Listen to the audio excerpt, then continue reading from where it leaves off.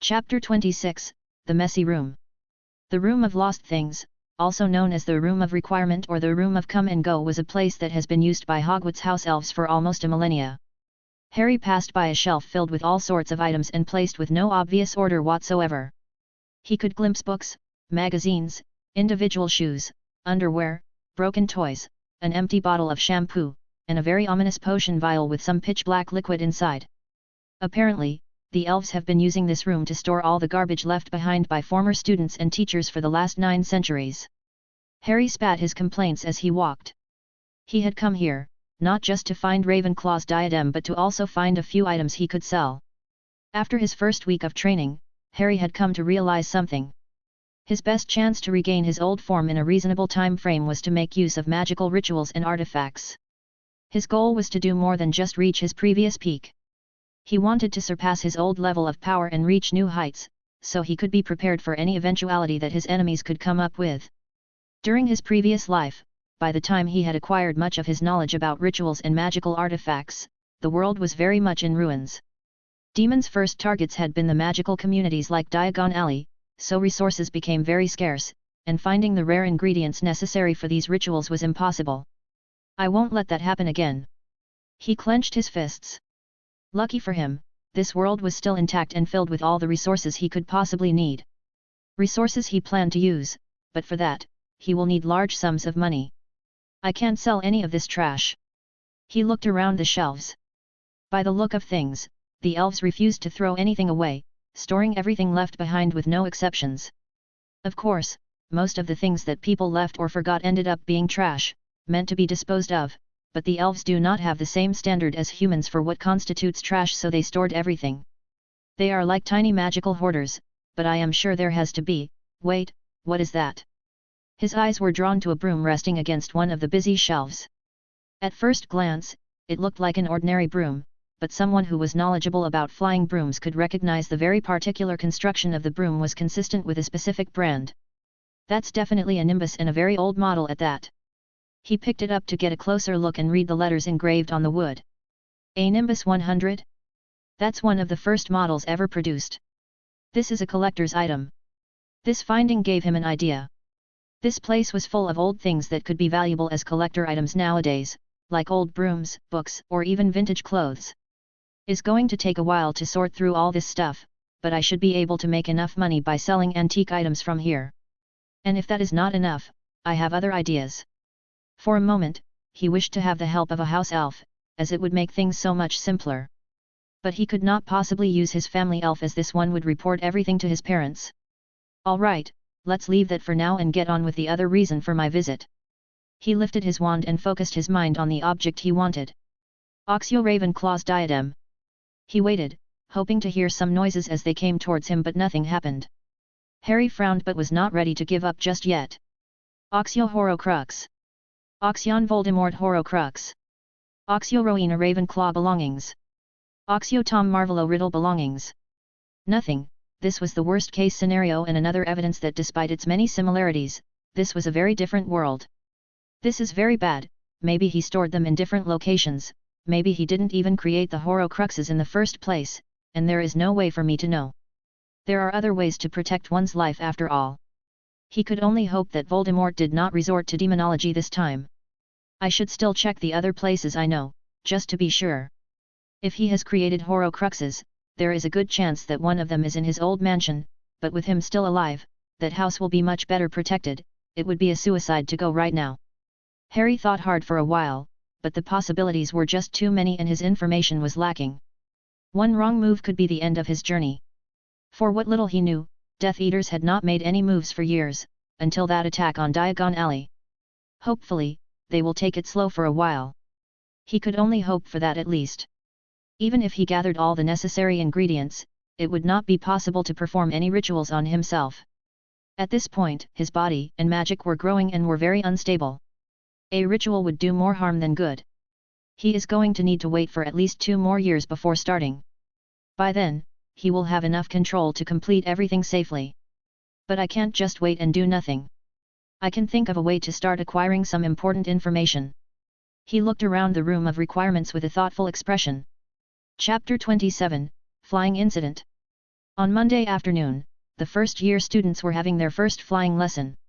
All of them were standing next to their broom, as structured by Rolanda Hooch, the flying instructor of Hogwarts. Keep yourselves focused on the broom next to you and say up, loud and with conviction. The broom will listen to your magic and follow your commands.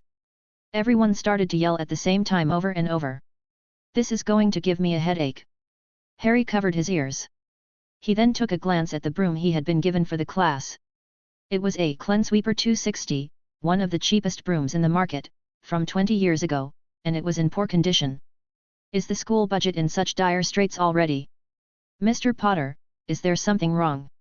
It looked like Professor Hooch had noticed that Harry was the only one in the class who wasn't even trying to lift the broom, so she decided to approach him. No, Professor.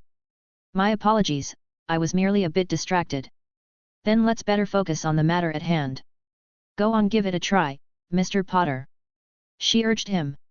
Being left with no choice but to participate in the class, Harry opened his hand to pull the broom up and this one instantly flew into his grasp. What an impressive display! You may have your father's talents for flying after all, Mr. Potter. The professor smiled at him. Ops, I forgot to say the magical words. He realized. Miss Hooch looked at him like there was something she wanted to ask but was hesitant to do so, but her attention went quickly somewhere else when Neville Longbottom started to scream. Help! Neville was holding onto his broom while this one ascended into the sky. Mr. Longbottom, what are you doing? Get down this instant! I still haven't explained how to control the brooms in the air, ... Professor Hooch shouted at him. Excuse me, Professor, but I don't think Neville is doing it on purpose. Hermione looked at Neville with worried eyes. The Gryffindor students looked at him with uneasiness while many of the Slytherin, and especially Draco, seemed to be having a great time, laughing and pointing at Neville. Harry knew that he had to do something, so he carefully pulled his wand out and covered it with his sleeves. The last time this happened, Neville got away with a fractured wrist, but there was no guarantee that it would be exactly the same this time around. What if Neville falls a bit differently and ends up breaking his neck? He could not take that risk. Neville's broom kept going higher and people getting more worried now. Then, all of a sudden, his broom started to shake and collided with the walls of the castle, making him lose his grip and precipitate straight down. Oh no! Professor Hooch struggled to get her wand out of her tunic while the students gasped and yelled in horror as Neville fell. Harry took the chance to cast a bouncing charm on the area below the falling boy. Many of the students covered their eyes or looked away when Neville was about to hit the ground, not wanting to be a witness to a macabre spectacle. The ones still looking became shocked when they saw the ground deform like it was made of gelatin when Neville landed on it. Unfortunately for him, after the second bounce, he landed outside the charmed area. Ouch! Neville cried in pain. Miss Hooch was the first one to reach his side. Let me see, Mr. Longbottom. She examined him up and down. It doesn't look like you have anything broken, but let's take you to Madame Pomfrey for a checkup. You had a nasty fall. Her eyes went up, to the place he had fallen from. It was close to one of the roofs, where the gargoyles were located, at least 20 meters high. A very nasty fall. She repeated. As she helped the boy walk, Miss Hooch turned to look at the rest of the class. While I'm taking Miss Longbottom to the infirmary, I want no one touching the brooms, is that understood? Yes, Miss Hooch. The students answered. Did you see that? Who cast that spell? Wasn't it the teacher? I didn't see her do any magic, she was struggling to get her wand out when he was falling. The students started to talk among themselves. What a bloody idiot, he can't do anything right, ... Draco commented before he and his friends started to laugh. Is not funny. He could have died. Shouted Hermione at Malfoy. Yeah, shut up, Malfoy. That's right, ... added Ron and Seamus. Harry ignored their banter and went to the place where Neville's broom had fallen. It was still in one piece, much to his surprise. Let's see. He picked it up and examined it. It was the same model as the one given to him, a Clearsweeper 260. But this one was in even worse shape. Harry took a closer look at the runes of the broom. He was by no means an expert in flying brooms, but he had advanced knowledge of runes at least. He was quickly able to tell that this broom had no chance of flying correctly, as many of the runes that form part of the control section were damaged. The reaction of the broom and his fall were a lot more violent than the one I remember. Could someone have tampered with the flying broom, or maybe he just had worse luck? The possibility seemed ridiculous at first, but this was the boy who lived we were talking about. Was someone trying to kill him perhaps? Chapter 28, A Proposal. During the next week, many rumors started to circulate about what happened to Neville. Students wondered who cast the magic that saved his life. The professor was quick to admit that it wasn't her and that she should have been more prepared for that kind of scenario. From the students, no one had come forward to claim the glory of saving Neville Longbottom's life. Then someone came out with a different theory. What if Neville himself was the one who cast the spell, but he did it unconsciously? Students have been very open about their disappointment with Neville Longbottom and his magical prowess, or his lack of it.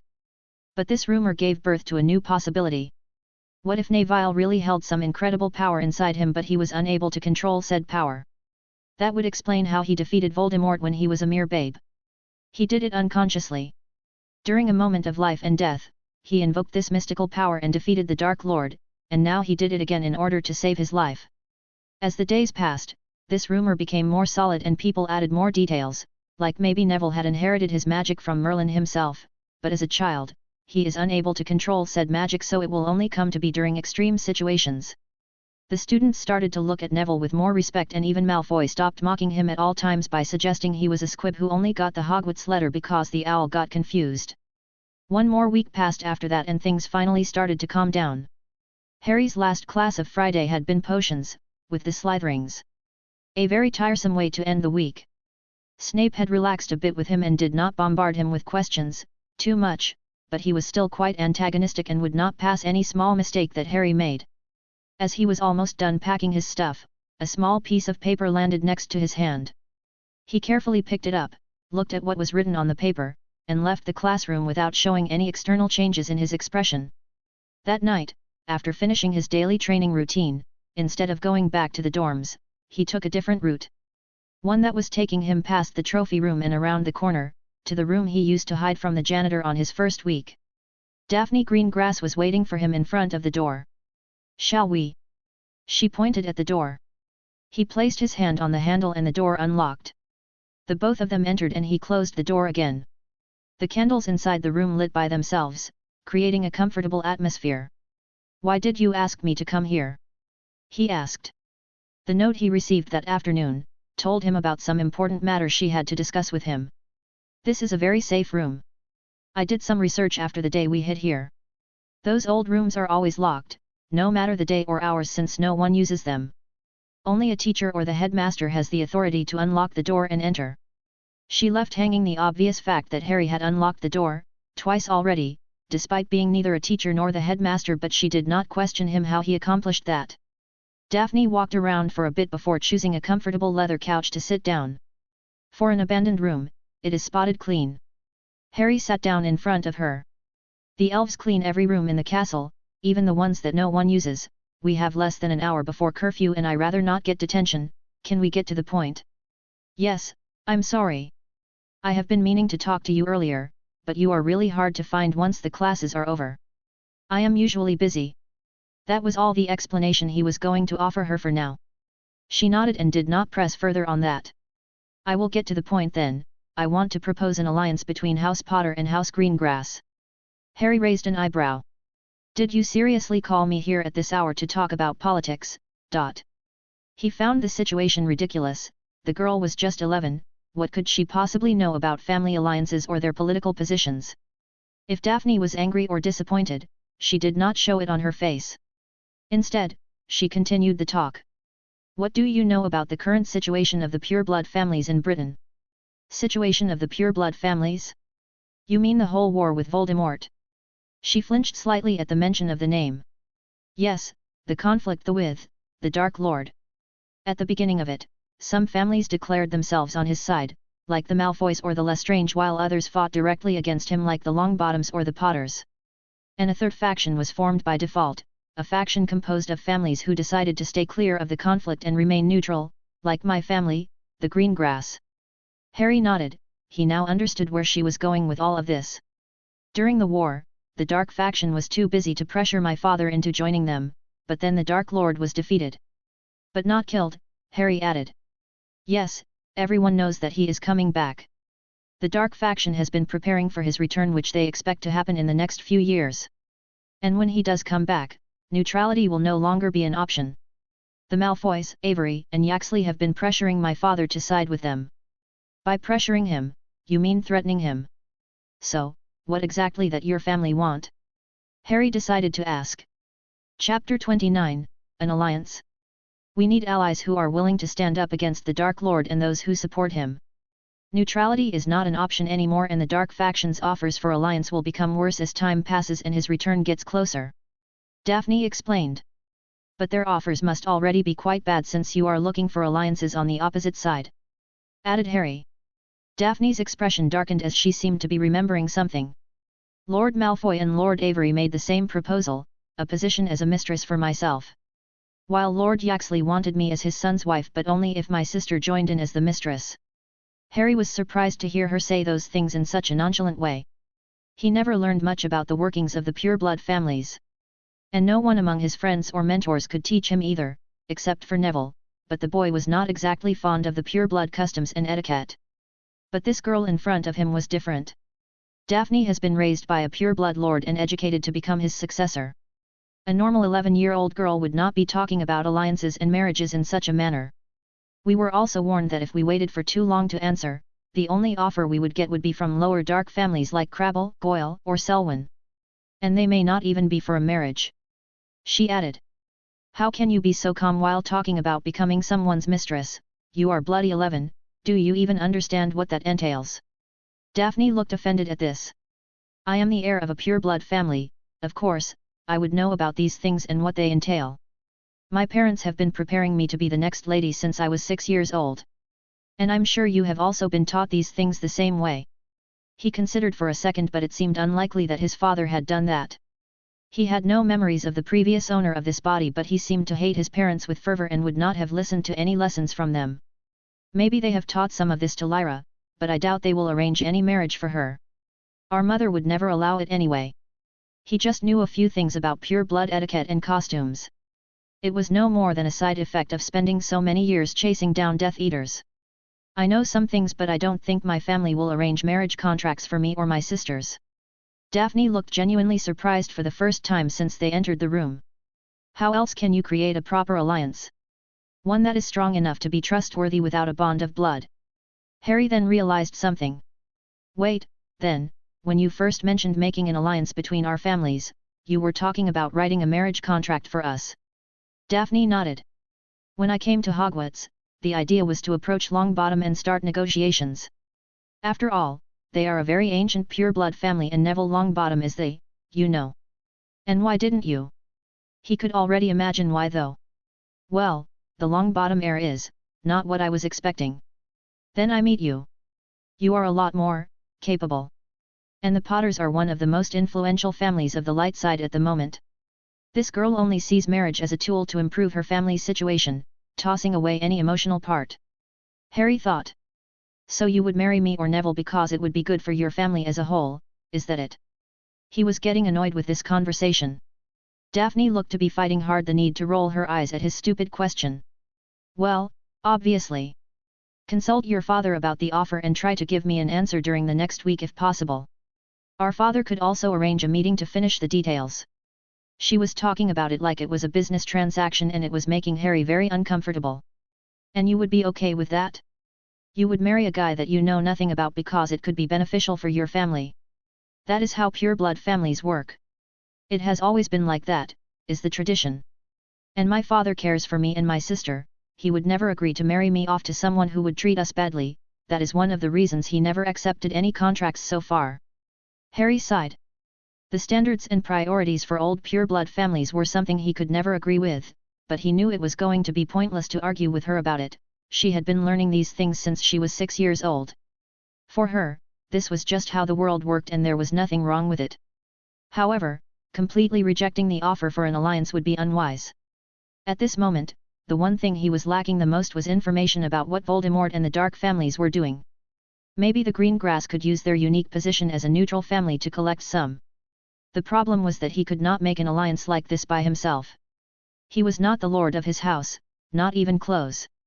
Lord Greengrass will not even consider signing a magical contract with a child, he will want to speak with his father. Well, there may be another issue, but I will have to deal with that later. He looked at Daphne, who had been observing him carefully. Why don't we arrange a meeting between our families for the Christmas break? We can discuss things further then.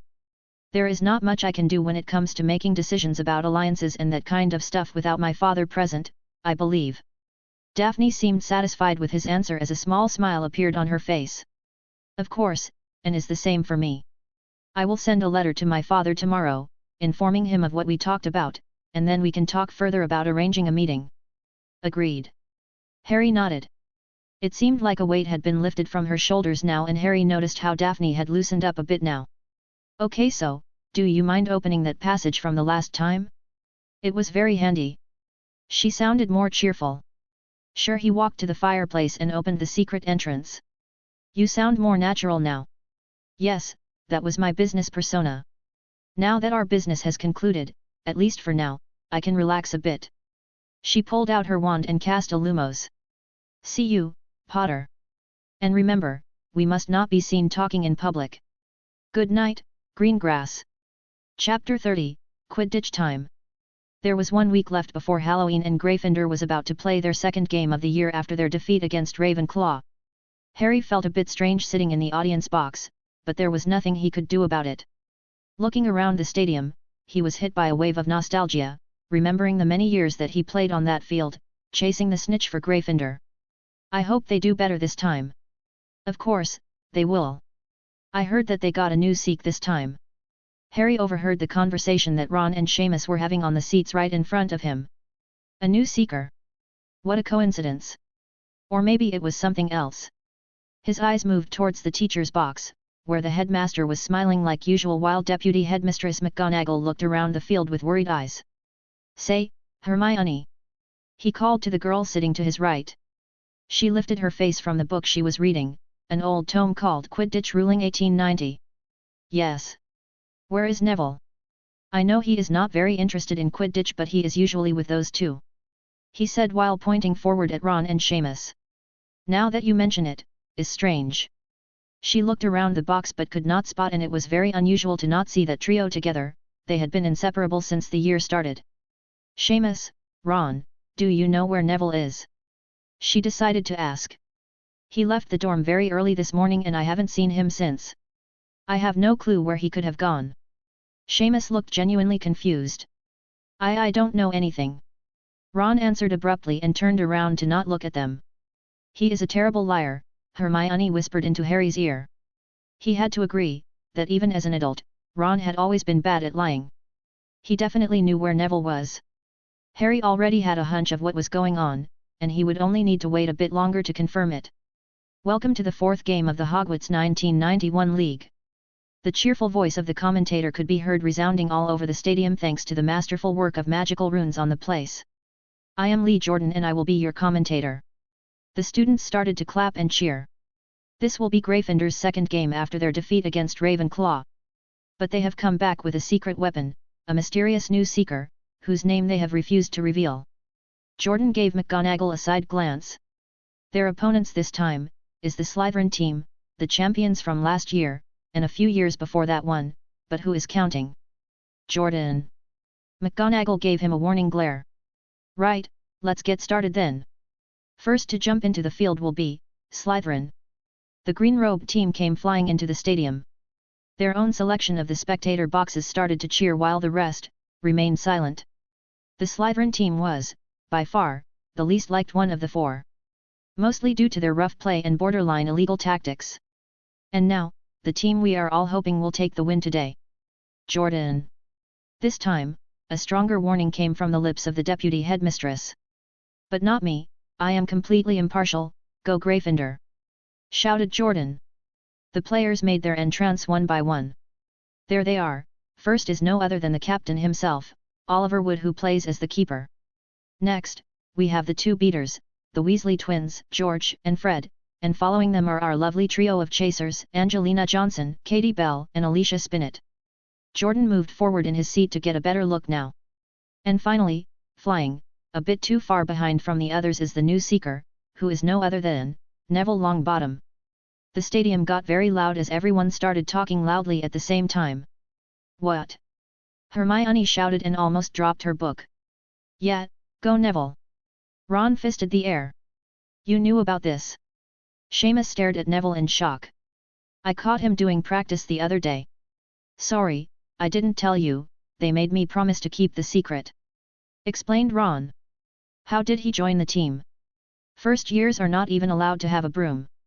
Asked Seamus. Ron shrugged. He told me that Professor McGonagall had asked him to join the team. What were they thinking? After what happened to him during fling practice, he must be so scared right now. Look, his broom is shaking a lot. Hermione pointed up. Harry stared at the broom that Neville was riding. It was a very familiar one.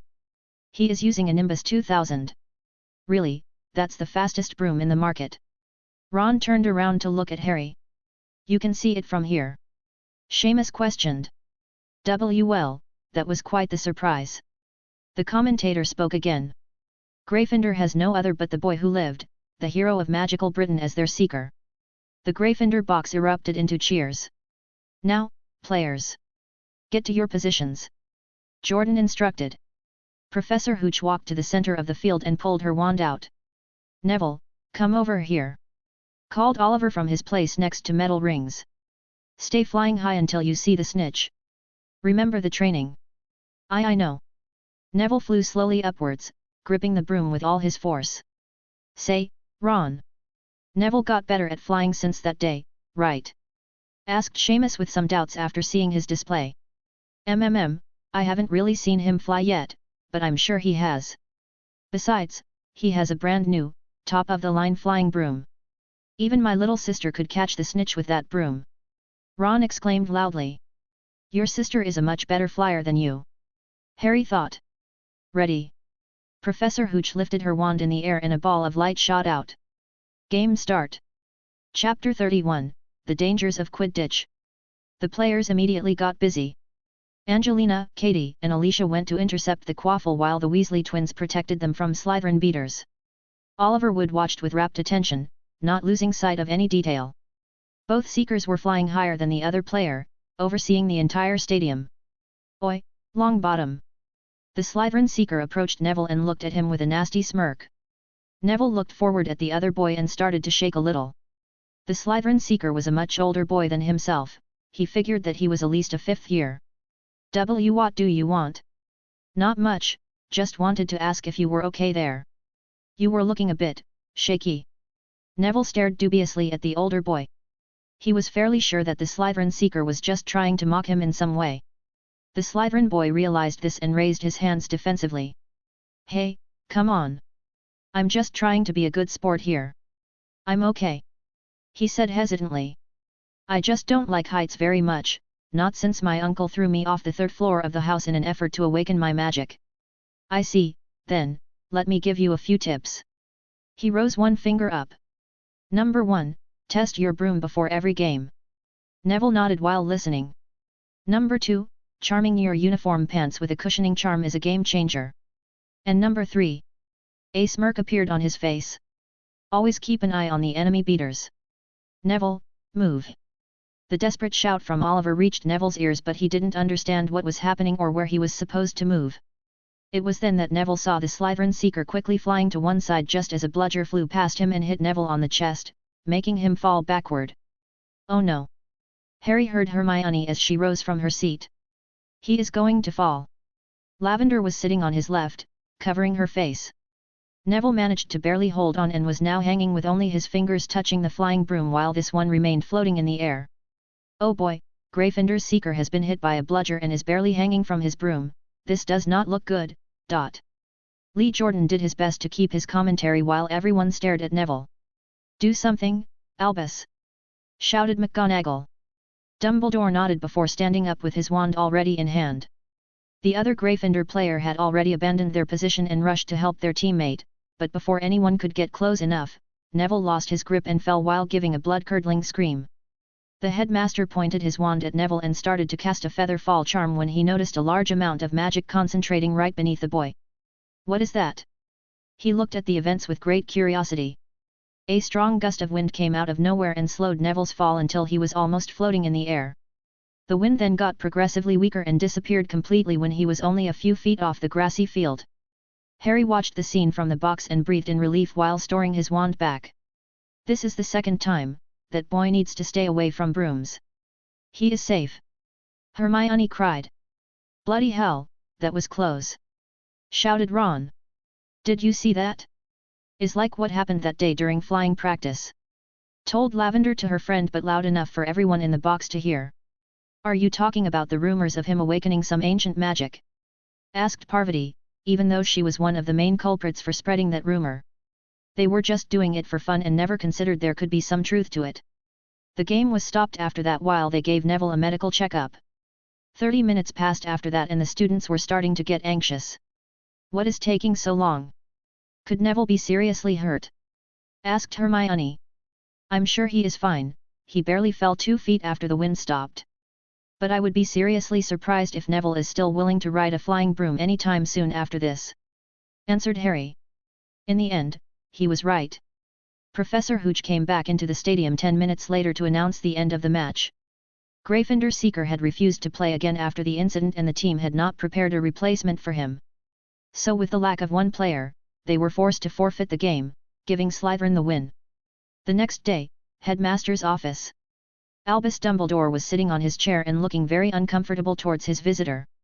Augusta Longbottom looked like she was ready to jump over the table and smash the old wizard's head with one of the many objects decorating his desk. 1 month, Albus. He's only been here 1 month and is already injured. Augusta spat with rage. Augusta, you know that magical schools have some risks. Don't give me that, don't think for a moment that I don't know about the previous incident that occurred in his first week. The old witch could not have her eyes narrowed any further. It was just an accident, Augusta. Quidditch can be a bit dangerous sometimes. Minerva, who was the third and last occupant of the office at the moment, decided to help the headmaster a little bit. Oh, I'm not blaming that other boy for his trickery, Minerva. I'm blaming whoever thought that putting my grandson on that broom and having him play a Quidditch match was a good idea. Her eyes moved from Minerva to Dumbledore. Which one of you made that decision? I made the suggestion. Spoke the headmaster. I thought it would help young Neville with his confidence issues. After he almost broke his neck on his first flying class, you thought that would give him more confidence? And since when is that your job? I am her grandmother. You are supposed to educate him, nothing more. Augusta shouted. I can assure you that we just want the best for your grandson. Minerva tried to placate the angry woman. He has already left the team. He won't be playing again. Of course, he won't. I would not have allowed such a thing to happen again. The old witch looked at Dumbledore. I hope this is the last time I have to visit my grandson in the infirmary, Albus. I have you know that there are other options for education besides Hogwarts. The headmaster's expression changed a bit at this.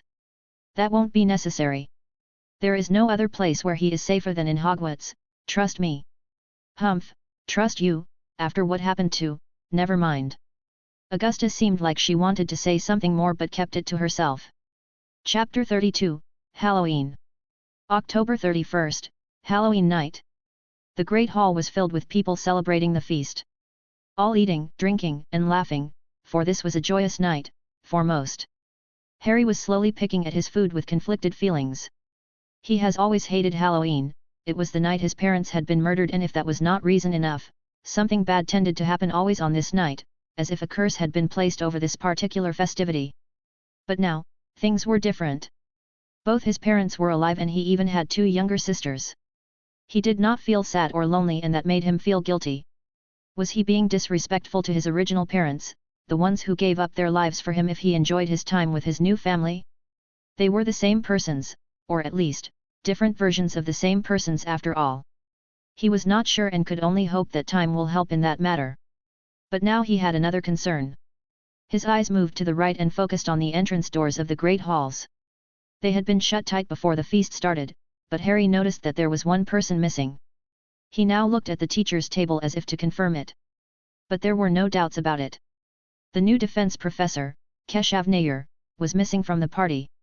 This was a familiar situation and for a moment, Harry wondered if the professor was about to stumble into the Great Hall while yelling about trolls wandering the dungeon. No, that's a stupid thought, this is not even the same professor. He looks so sad.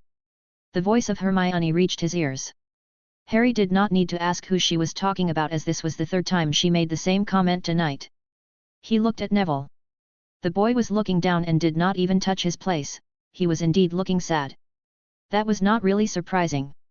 After the infamous game, most of the Gryffindor house had turned against him in ways that Harry was very familiar with, as it had happened to him several times. On the bright side, there were even more people now who believed that Neville had some incredible magical powers hidden inside him after the wind spell that saved his life. That may be the reason why his punishment has been limited to verbal slurs and no one has tried to raise their wand against him, lest his magic acts on its own to defend him and they find themselves plastered against one of the many walls of the castle. Even Malfoy had not dared to do much, other than some very unimaginative taunts here and there. But Harry knew that there was one thing more important on Neville's mind at the moment. Like in his own past, today was the anniversary of his parents' deaths. Is like the same story but with a different main character. Harry thought. In the end, Professor Nair never appeared, the doors were not opened by anyone calling for some emergency and the party ended with no issues. Something that Harry was not accustomed to. He even allowed himself the thought that he may experience an entire school year at Hogwarts with no serious incidents, other than Neville almost dying twice, but that could still count as a normal year. A strong wave of cold wind hit Harry in the face as he was ascending the stairs and he decided to cast a warming charm on himself. Much better, he said with relief. It was still early in the morning so he was not expecting to find anyone in the Owl Tower. There you go, I got you some bacon. Harry heard a boy speaking before he passed by the door frame. His eyes opened wide when he saw it. Neville was sitting on a wooden bench, feeding a pure white owl. Hedwig. That's a beautiful owl. Neville was startled by the sudden appearance of someone else. Like Harry, he was not expecting to find anyone else this early in the morning after last night's party. Harry. Sorry for startling you. He apologized. It's okay, I was just a bit distracted. Neville gave her another treat and the owl happily ate it. What's her name? Harry said while pointing at the owl. You can tell is female, ... Neville looked at them with a hint of admiration. I couldn't tell at all when I first bought her. But then I tried to name her Trevor and she, och. The owl had pinched his hand. She reacted like that. Trevor. Wasn't that the name of his frog or something? He seems to recall. Yes, that was the name of my frog. Neville made a sad expression. What happened to him? Neville sighed. It was last year when I had finally convinced my gran to take me to Diagon Alley to buy some plants. The truth is I just wanted to go out for a bit, you see, my family doesn't let me go out very often. They say is not safe. It really isn't safe. Harry agreed. Anyways, we were at this shop and someone recognized me for my scar. That person started to scream my name and just a few minutes later, I was surrounded by people, all talking to me at the same time while my gran was yelling at them to leave. He looked down at his hands. I had Trevor on my hands but he must have gotten nervous with all the noise because he jumped out and landed on the floor. The people at the shop did not seem to realize and they kept trying to get closer to me. I tried to tell them to be careful, that my frog was on the floor but they didn't seem to hear me and just keep asking questions. Before I could do anything, someone stepped on Trevor. I yelled at them to stop but they were all yelling and pushing at each other, and kept stepping on him. Poor Trevor, I could not save him. Wow, sorry Nevada. Harry placed a hand on his shoulder. Thanks. I wasn't allowed back on Diagon Alley after that. Not until it was time to get my wand. So, in the end. What did you call her? Harry looked at the owl. Neville smiled. I was first going to call her Petunia. Harry gasped. The flowers come in different colors but the white ones are my favorite ones. She didn't like that name either for some reason, Neville said while looking at the old. In the end, I went with Snow. Is boring, I know but she seems to like it at least. Neville petted the owl and this one gave a happy noise. Thank Merlin. Harry felt a great relief wash over him. Chapter 33, A Home. December 20th, King's Cross Station. Harry was one of the first students to leave the train and was promptly assaulted by something small that latched onto his leg. Harry. The little girl called him with joy. He looked down at the image of his little sister and could not help but smile. Harry got down on one knee and hugged her. Hello, Holly. How have you been? It was boring. She pouted. Dad is always working and Mom never takes me anywhere. Only Lyra gets to go to her friend's house, is not fair. I see. He did not expect this little girl to have so many complaints. He then saw his mother running towards them. Holly, what did I tell you about running off like that? But Mom, I haven't seen brother in so long. Holly answered. Well, talk about this later. Lily's eyes moved to Harry and her expression brightened. She quickly went to give him a warm hug. Welcome back, dear. How was your time at Hogwarts? I want to hear every detail. Oh, but you must be tired after the long trip on the train, let's get you home first. Home? Hey. He was still getting used to this new life and the sensation of actually having a home, something he never had the chance to experience for long. Okay, you two. Hold on tight to me and don't let go. Both Harry and Holly did as told and Lily lifted her wand in the air. A moment later, the trio disappeared from the busy station. When Harry opened his eyes, he found himself at the entrance of the Potter Manor. Welcome, Dot. The family house elf, Mipsy greeted them. Let me help you with that bag, Master Harry. The elf used her magic to levitate his small briefcase and carried it inside. I'm home, said Harry, mostly to himself. After taking a relaxing bath and changing clothes, the sky outside was starting to darken. He opened the door to the kitchen and found his mother inside preparing some food while Holly read a book on the kitchen table. He looked around before sitting down at the table. Lily noticed this and answered his unasked question. Your dad is at work, he should be here in an hour.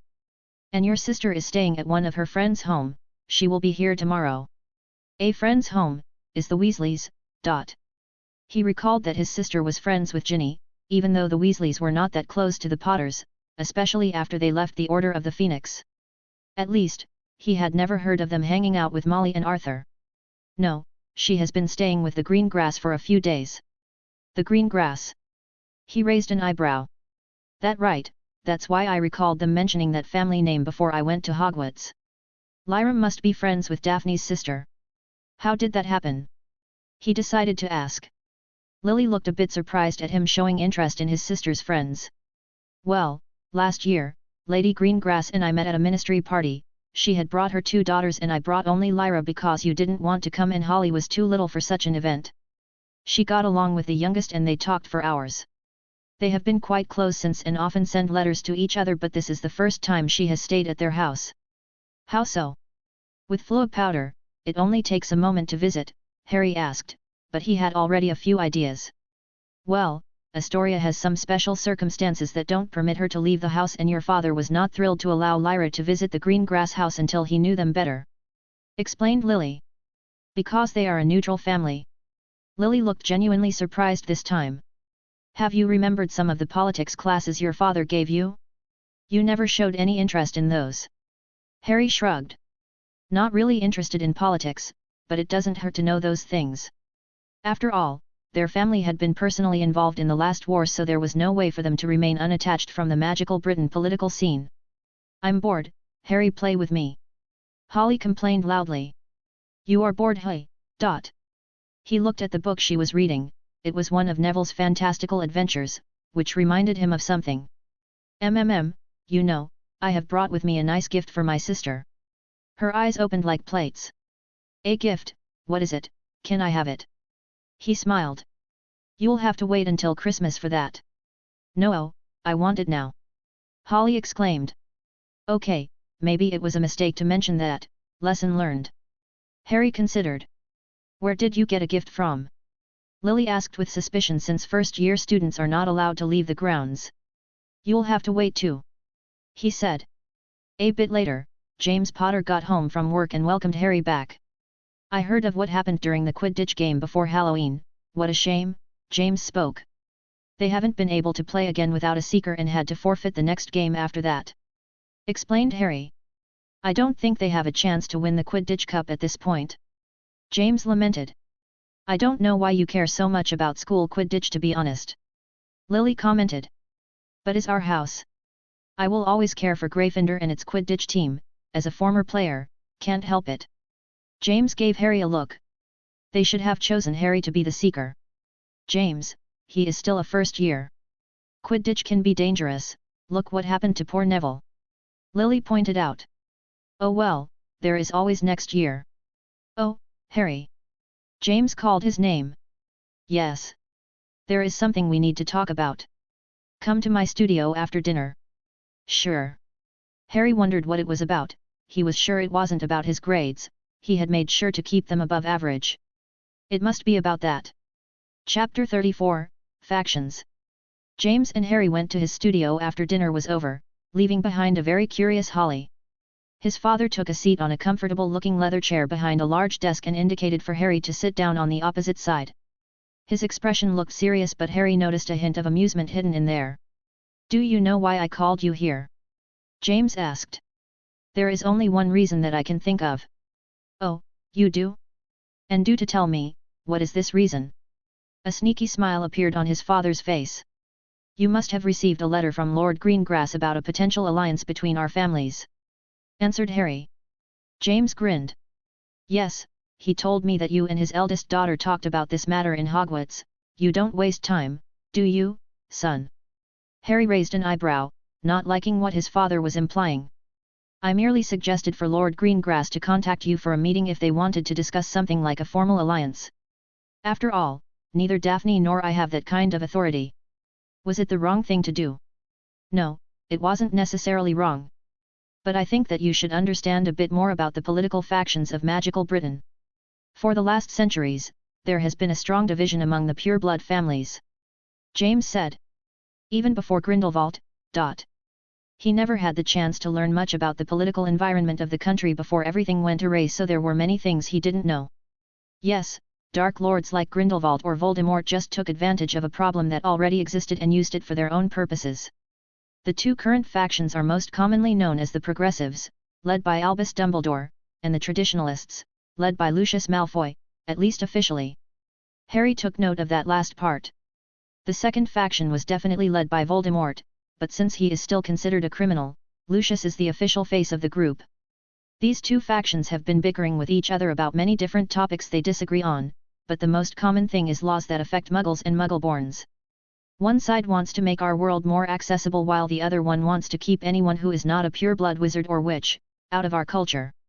But there are some families who prefer not to choose a side and remain neutral," Harry added. James nodded in approval. "Very well, yes. Families like the Greengrass among others. They decided to avoid permanently joining any sides so they could pick and choose whatever was more convenient to them or what policy benefited them the most. As you can imagine, this kind of attitude did not make them very popular by either side. But if the family is powerful and influential enough, they can get away with it. Daphne told me her family is now suffering a lot of pressure from the more traditional families," said Harry. "Yes, and it seems like Lord Greengrass has made his choice on who he wants to ally with," admitted James. "This must be the reason he finally let Lyra go to their house. He must have gotten some reassurance from Lord Greengrass." Harry considered. "So, do you know what is going to suggest in order to secure this alliance?" his father asked. Harry nodded. Daphne had made it very clear. "And what do you think about that?" James asked. "I don't think Mom would be pleased if I got married before finishing my first year of school," Harry delivered with a deadpan expression. James started to laugh. "I bet she would not be amused at all, no. But this would only be an engagement, no one gets married this early in life. You can think of it as a long-term promise. The marriage itself would only take place after you are both adults. She told me that these types of deals are common among pure-blood families," said Harry. "Among some of them, the Potters have not done something like a forced marriage contract since the times of my grandfather. My parents married because they fell in love during their Hogwarts years, and I did the same with your mother. So even if Lord Greengrass suggests something like this, I would never agree to it, and neither will your mother. Lord Greengrass would not be pleased. He may refuse an alliance with us and go join with another family." Harry considered. "There are other ways to secure an alliance, and I am sure the Lord is aware of that. Of course, a marriage gives the strongest bond between two families. I already have an idea of what to suggest to him, so don't worry. If you like this girl, you can court her in a few years." James gave Harry a playful wink. Harry made a surprised expression like her, is that what he thought was going on? Leaving aside the fact that she was just a child, Harry didn't have a chance yet to consider matters like love. He has only been in love one time during his previous life. After he lost his wife, Ginny, he never had time for things like that again. Always fighting, always trying to find ways to kill his enemies in more efficient ways or trying to just survive one more day. He hasn't even taken the time to think about the moral dilemma that would be to date anyone in this alternate reality. Even if he ignores the age difference when it comes to mental maturity, this entire world still feels somewhat surreal to him, and being together with someone here would feel like he is replacing someone he knew for a copy of that person. The mental image of an adult Ginny appeared at the front of his mind and Harry shook the thought away. It is easier to form genuine connections with people he never knew in his past, like his parents or sisters, since everything is new to him. But for those like Hermione, Ron, or Ginny, it will take more time until they stop feeling like copies of people he once knew. James was looking at his son who seemed to be in deep introspection and he concluded that his son was nervous about the green grass girl. "Son, don't you worry." He gave Harry a thumbs up. "Potters always get the girl they want in the end." Harry tilted his head to the side in confusion. Hey! Chapter 35, The Contract. On the next day, Lyra came back home accompanied by Lord Greengrass and Daphne.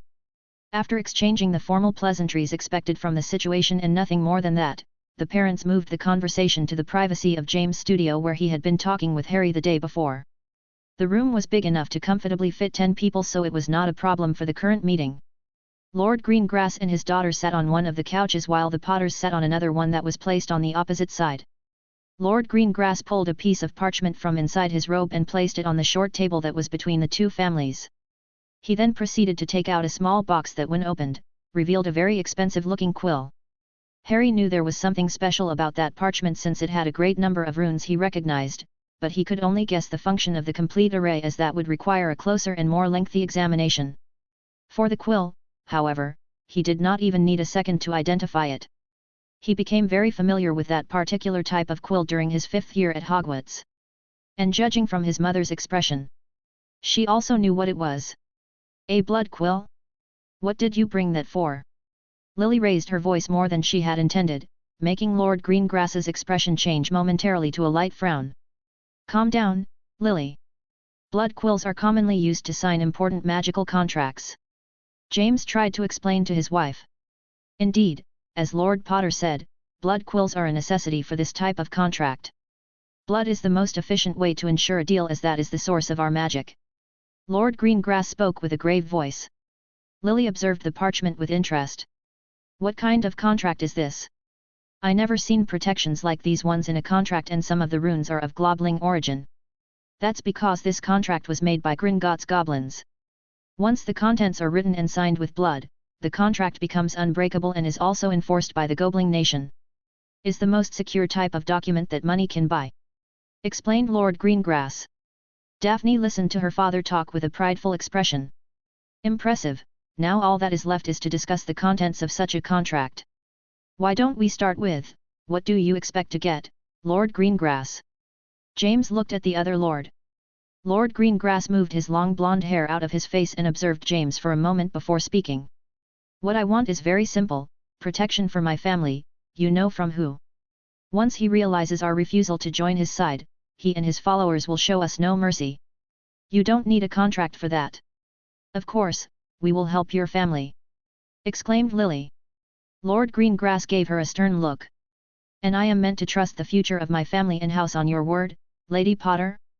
No offense, but old magical families like ours do things differently," Father Daphne warned.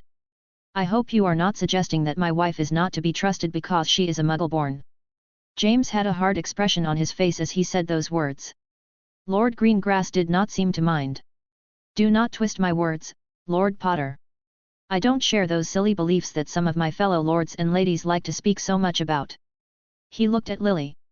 "Lady Potter, when it comes to the safety of my family, words are not enough. Not from you, your husband, or anyone else, regardless of their blood status or political position." Lily made an expression of disapproval. "While I can agree with some of that, being distrustful of everyone is not a healthy attitude. It has maintained our legacy for many centuries while other old families have disappeared over time," rebuked Lord Greengrass. "Now, let's get back to the matter in question. To cement this alliance between our families, I propose making a marriage contract between our heirs." "Yes, I thought you were going to propose that." James looked at his wife with a troubled face. "Is there a problem, Lord Potter?" Lord Greengrass frowned. Let me make it very clear that we are not looking down on your proposal. Uniting our two families with a marriage would certainly be a welcome thing," said James.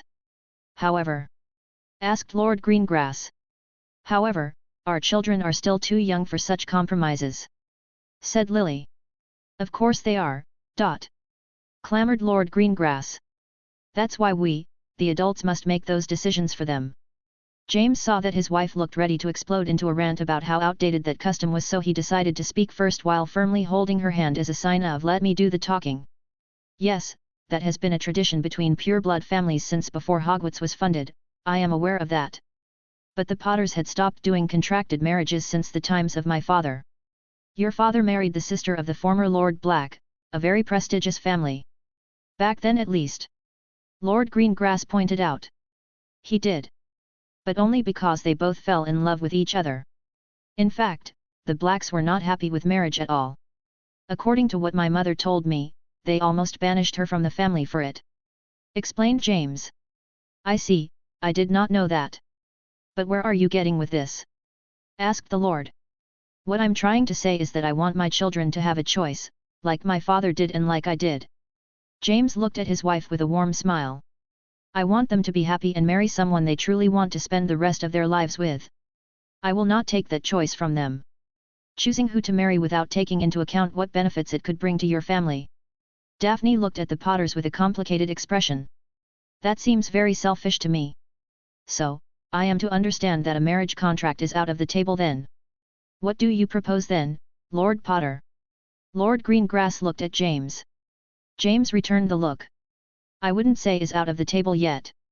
But, I discussed this with my wife and we have an idea that could work for everyone." Chapter 36, Presents. December 24th. The Potters were sitting at the table and enjoying their Christmas dinner while chatting. Harry looked over at his new family and smiled. This was a scene he had dreamed about many times during his lonely childhood years. Just having a family and spending time with them, he had wanted that for so long, and now that he has it, he was willing to do anything to protect it. Lily looked at her son with her bright green eyes. "Harry, dear. Is everything okay? You have been very quiet." He nodded at his mother. "Everything is great, Mom. I was just thinking about some stuff." "Were you perhaps thinking about how many classes are you going to fail in your first year?" said Lyra with a mischievous smile. "Lyra, don't say those things. Harry is not going to fail any classes. You are studying properly, right son?" asked James. "Of course, Dad. I'm doing fine at school." He made sure to not stand up too much during his classes, but he wasn't going to fail either.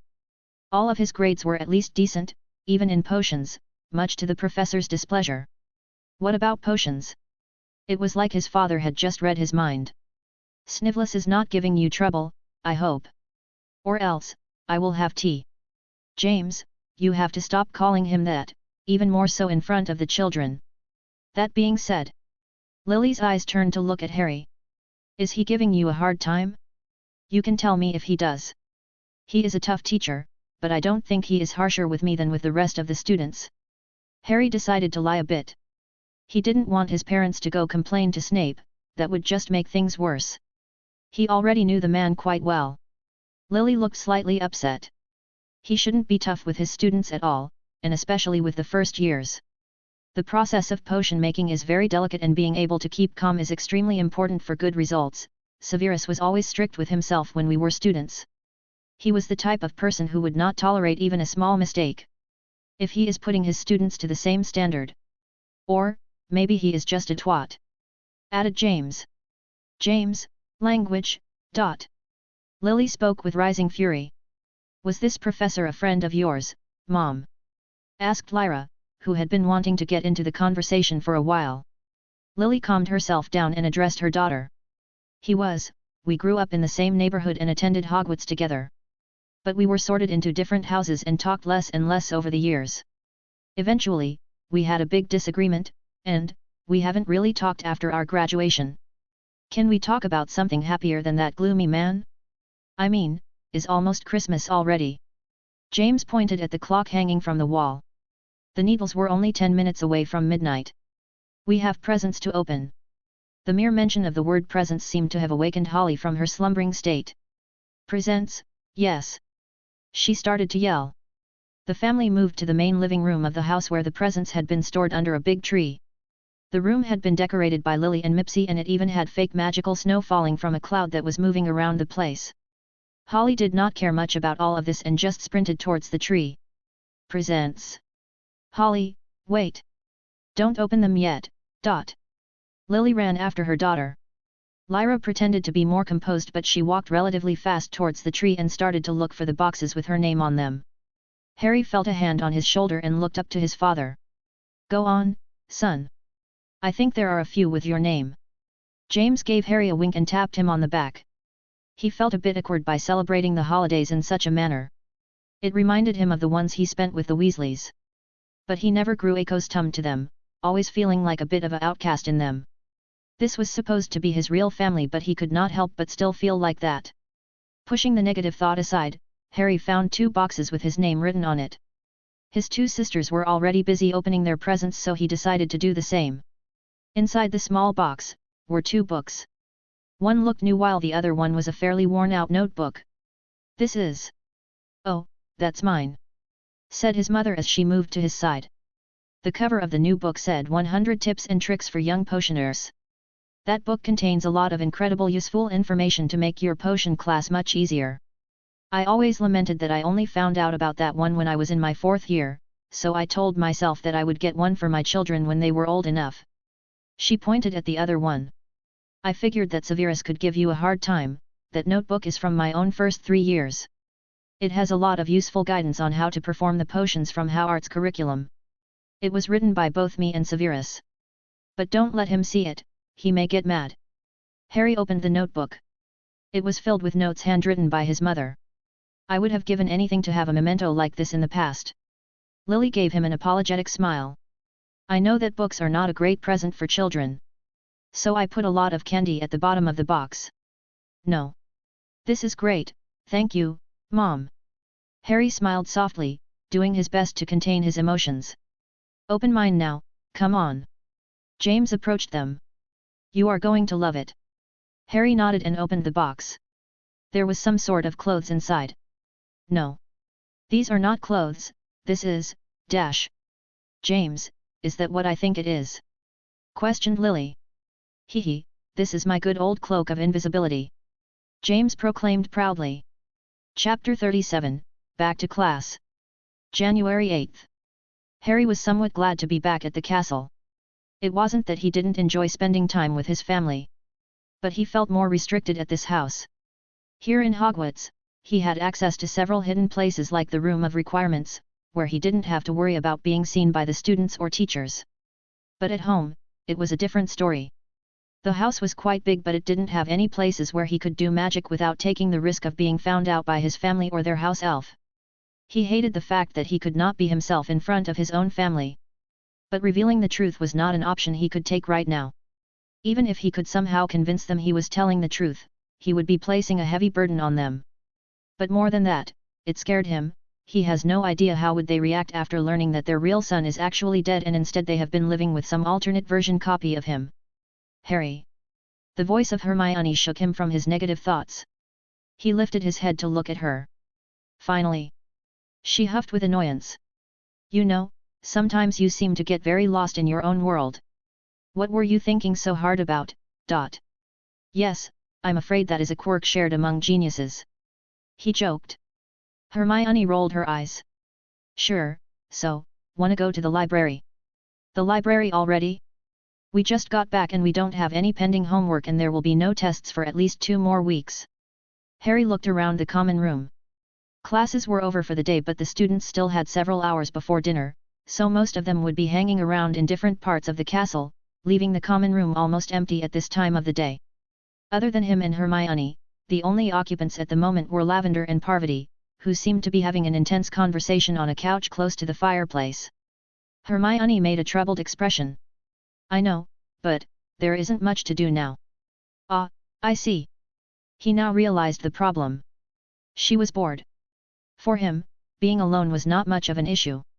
Despite having many companions and comrades during the war, he would often travel alone for long periods of time. And now, leaving aside the fact that he did not enjoy interacting with children that much, He had much to do, making it impossible for him to get bored. But for Hermione was different. Her personality made it difficult to make friends of her age. The only one who gave her any attention was Harry, but he wasn't great for company as he spent most of his free time training at the Room of Requirements. What she needs right now more than books, are some friends. But she doesn't get along with either Ron or Dean, making it very difficult for her to interact with Neville. Harry looked back at the two girls on the couch. I guess it wouldn't hurt to try. You are roommates with those two, right? He asked. Hermione turned around to observe the girls for a moment before nodding. Why? She asked. Do you talk with them often? Well, we sleep in the same bedroom but don't talk much. On the first day I tried to tell them all I had learned about the castle in Hogwarts, a history, but they didn't seem very interested. They also don't seem very interested in any of our classes, so I gave up on interacting with them. Harry wanted to smack her forehead. Most first years aren't that invested in academics or the history of an old castle, even a magical one. Did you ask them about their own interests? Hermione tilted her head in confusion. No, why would I do that? Because that's how you make friends. You get to know the other person and try to find something in common that you both enjoy. I don't think we have anything in common, and they don't seem very interesting. All they talk about is makeup and boys. She huffed. I'm sure they know something that can interest you, like. Harry tried to remember any useful about those two. He didn't talk much to them and Lavender died during their last year of school. But there were a few things he recalled. Well, they are both from pure-blood families. And Parvati family, the Patil is an extremely old pure-blood family from India. Imagine the long story of magic they have, and their library. Hermione's eyes illuminated a bit at hearing this. You grew up in the Muggle world. I'm sure there are many things you could learn from them about being a witch that you cannot learn from books. Explained Harry. Don't look down on books. Hermione rebuked. But, you may be right. Maybe learning more about witches from magical families would not be bad. But, how do I approach them? Maybe there is a book about this in the library. I'll check tomorrow. There is no need for that, come. He held her by the hand and brought her alone as he approached the two girls. Hello, Patil, Brown. Have you two heard the rumor about Professor Snape? He asked. Rumor? What rumor? The two of them perked up and looked at him.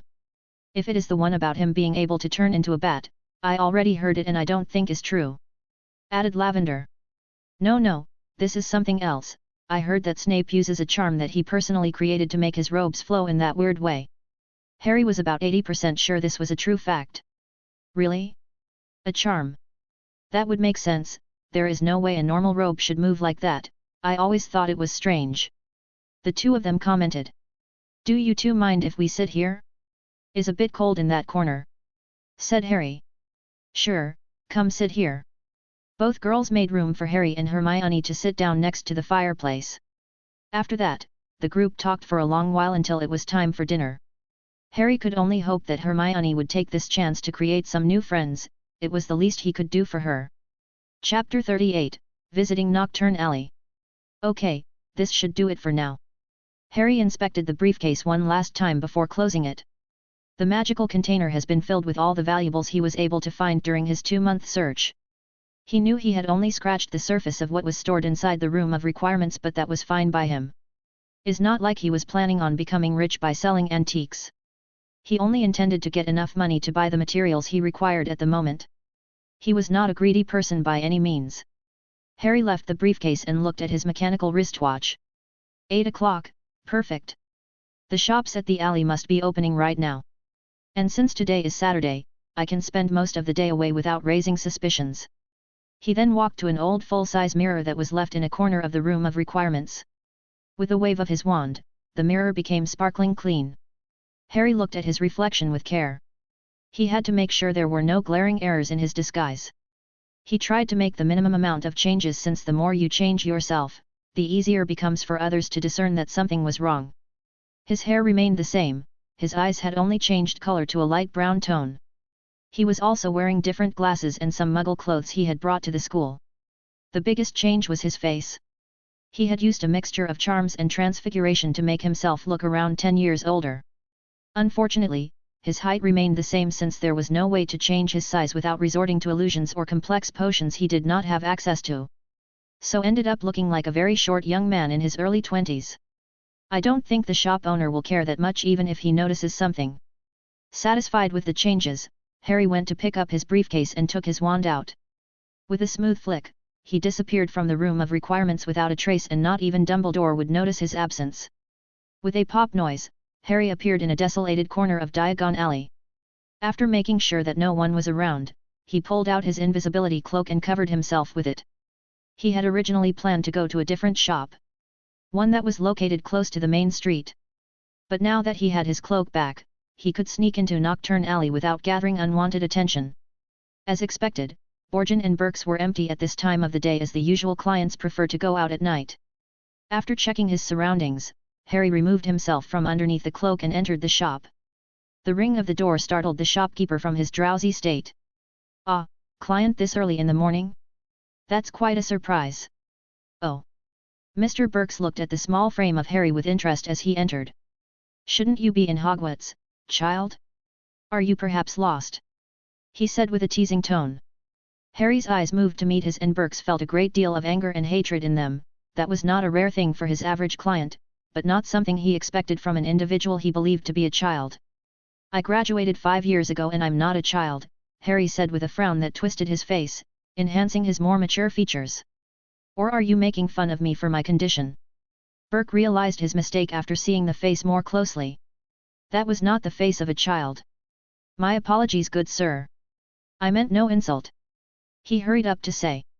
"It's just very early in the morning and I had a long night, please forgive this old fool."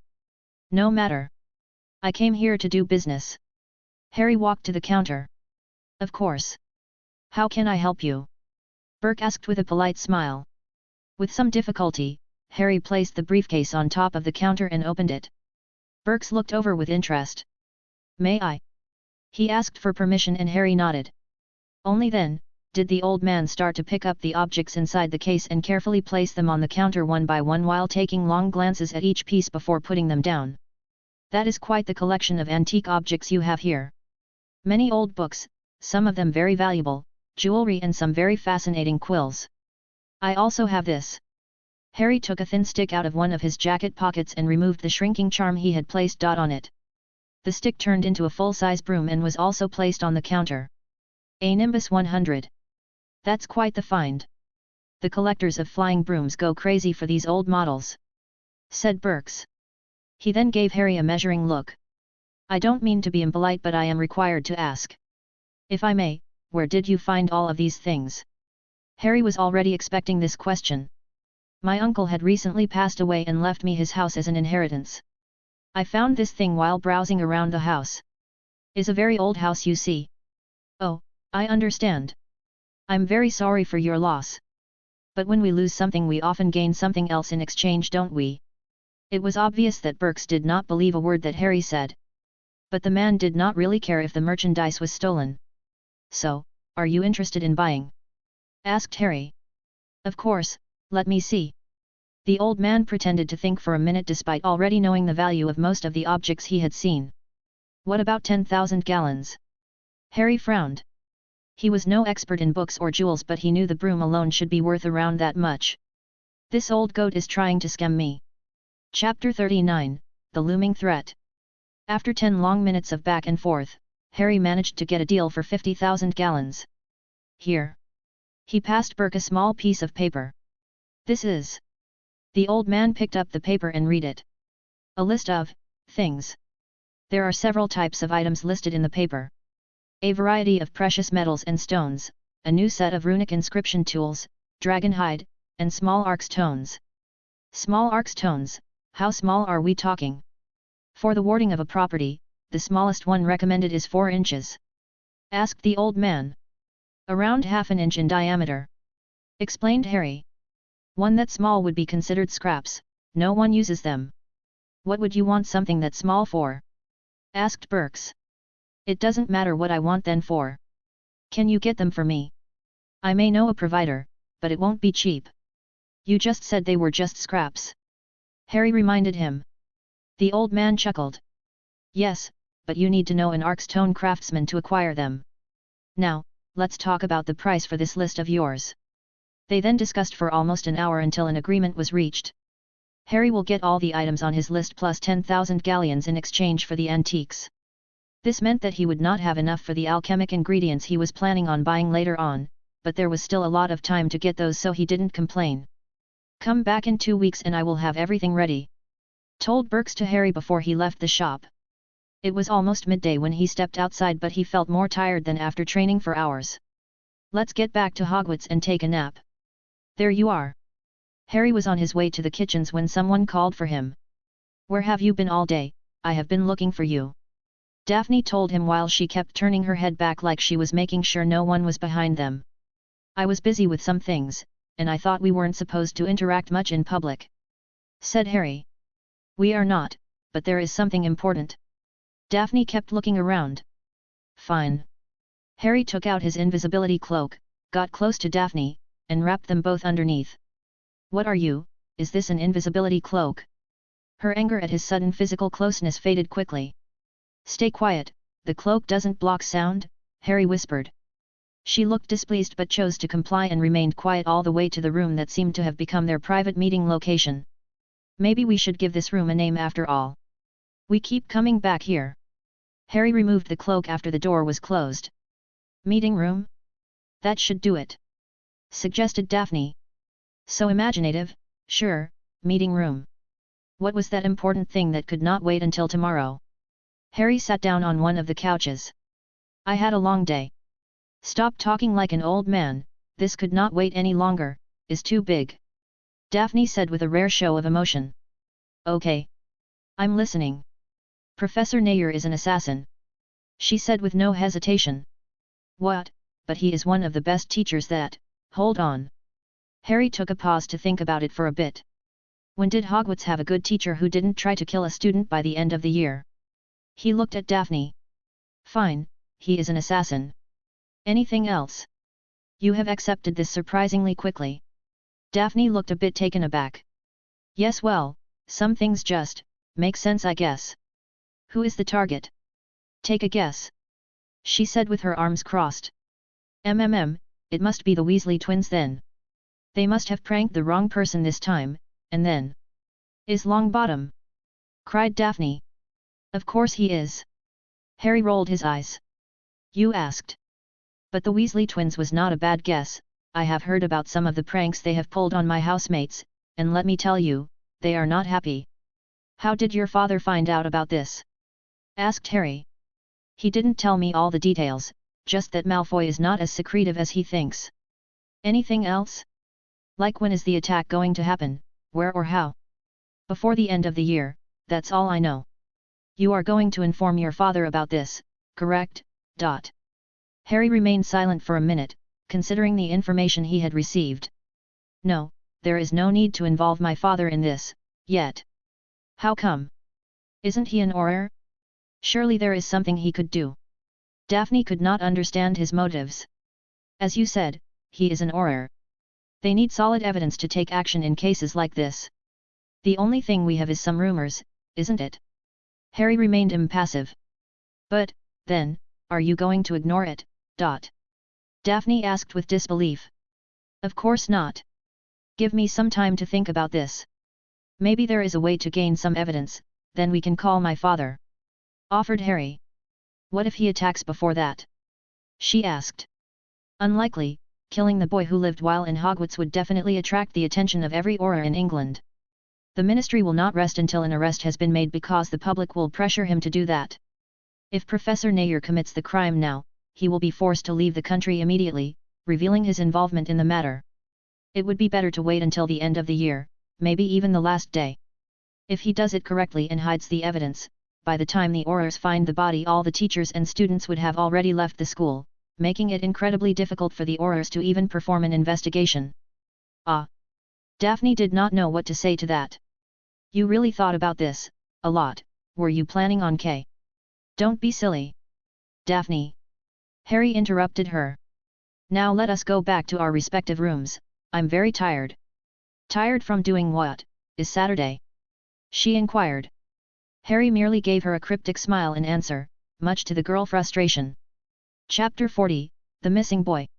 During the next defense class, Harry was staring at the professor while thinking about how to solve this issue.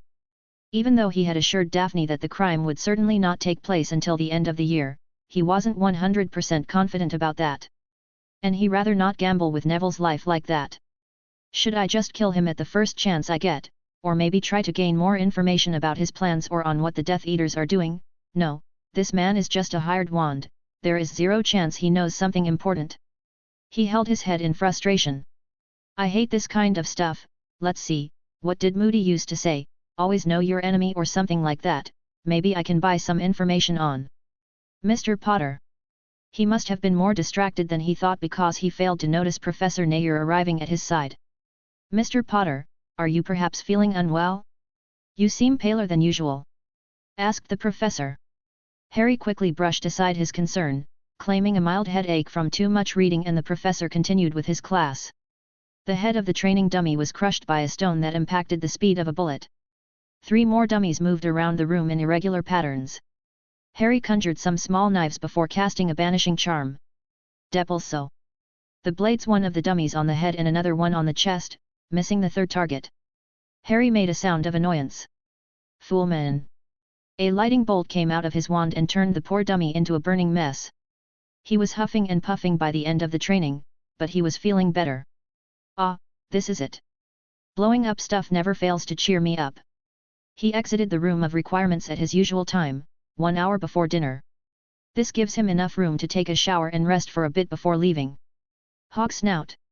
The fat lady nodded and the entrance to the dorms opened just in time for Harry to see Hermione, Parvati, and Lavender leaving the common room. Oh, Harry, hello. Greeted Hermione. He was glad to see her getting along with the other girls, that way he would not feel bad for letting her alone in order to do other things that he considered more important at the moment. Hello, Hermione. He looked at the other 2 girls and nodded at them. Parvati, Lavender, hello to you two too. Lavender rolled her eyes. You don't have to be so formal all the time, Harry, we are classmates for Pete's sake, ... Lavender huffed. She is right, you know. Added Parvati. We are going for a walk through the inner garden before dinner, would you like to come with us? And I am the one being overly polite, Harry grumbled. Hermione and Lavender chuckled. He is right, you are always so posh, said Lavender. I can't help it, I was raised like that, besides, my sister Padma is much worse than me. Parvati excused herself the best she could. Well, I appreciate the offer, but I'm in dire need of a shower at the moment.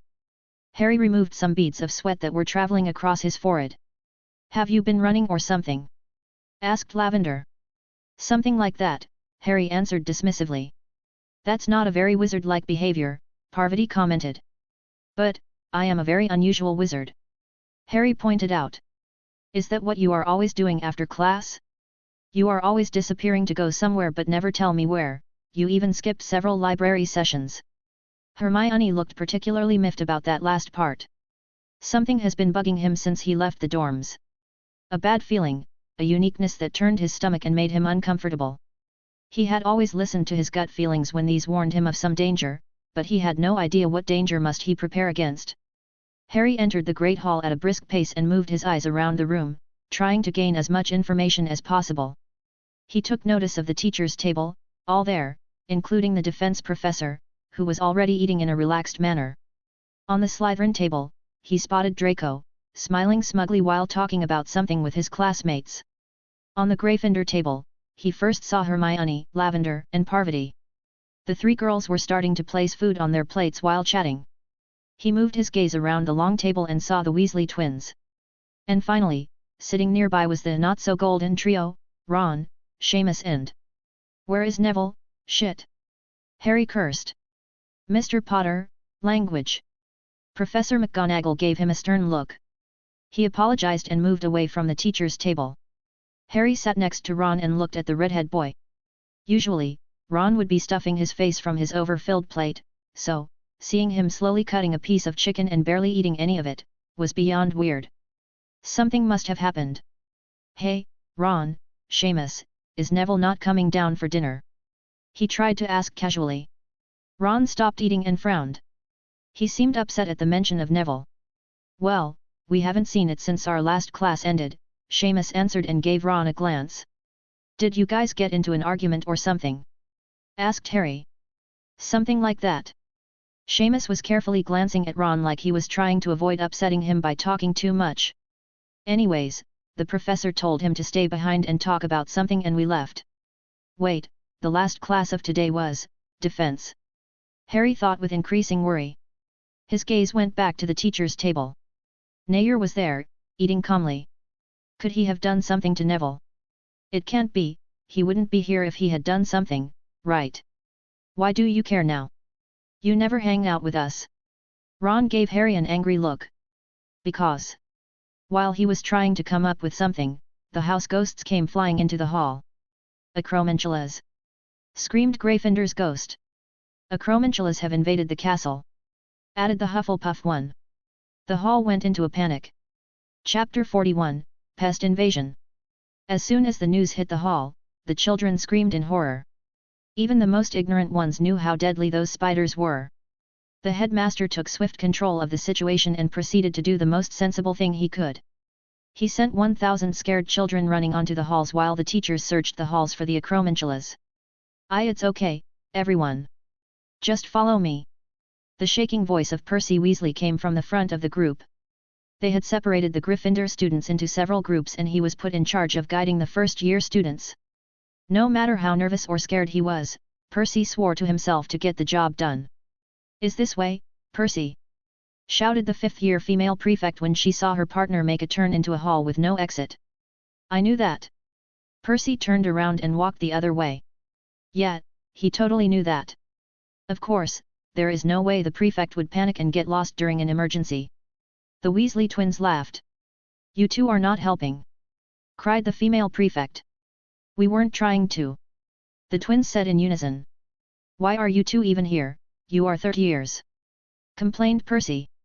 Mom always said that family must remain united. Said Fred. And we wanted to see you in action, added George. Percy ignored the mocking tone of his brothers. This was not the time. Do not worry, we'll be at the dorm soon enough. Well, be safe then. Looking at the terrified faces of the first year, he decided to add something else. Even if we encounter one of those beasts, I know just the spell to take them down. Percy claimed with confidence. It was something like, Arania Exuma, or maybe Exuma Orania. I think it was something like that, yes. That doesn't sound right. The other prefect made a complicated face. Oh yes, because when it comes to performing magic, it's important to be as vague as possible with your incantation, right? Of course, that's what all the teachers say. Just shout something that sounds more or less like the spell you are trying to cast. The twins said with a mocking smile. You two, that's enough. The prefect demanded. Children, don't panic and stay close to each other. Make sure no one falls behind. She instructed. At the back of the group were Hermione, Lavender, and Parvati. I'm so scared, and those seniors at the front are not being very reassuring, said Parvati. Why couldn't Professor McGonagall come with us? Lavender said with frustration. The professors know what's best. I'm sure the headmaster had a good reason for this. Don't you agree, Harry? Harry. Hermione turned around only to find an empty dark corridor behind her. Harry. Where did he go? He was right behind me a moment ago. Hermione said with panic in her voice. Point me, Neville. Harry felt a pulsing sensation and his wand moved to point to the left.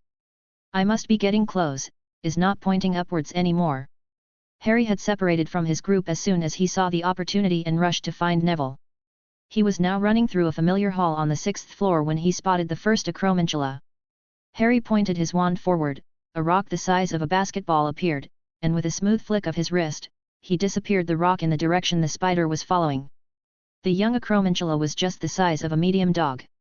It got completely destroyed by the rock that Harry threw and didn't even have time to make a noise or complain. Ah, help! He heard a voice calling for help, just a bit further down the hall. This was a corridor he was very familiar with. The trophy room was just a bit further away. Last week he came here to have a talk with Daphne, but the room was on the 4th floor back then. This corridor tended to move a lot between the 4th and 6th floors. After hearing another scream for help, Harry finally saw what was going on. Neville had gotten himself inside the cabinet that contained all the trophies. A large group of spiders were right outside, taping on the glass with their legs.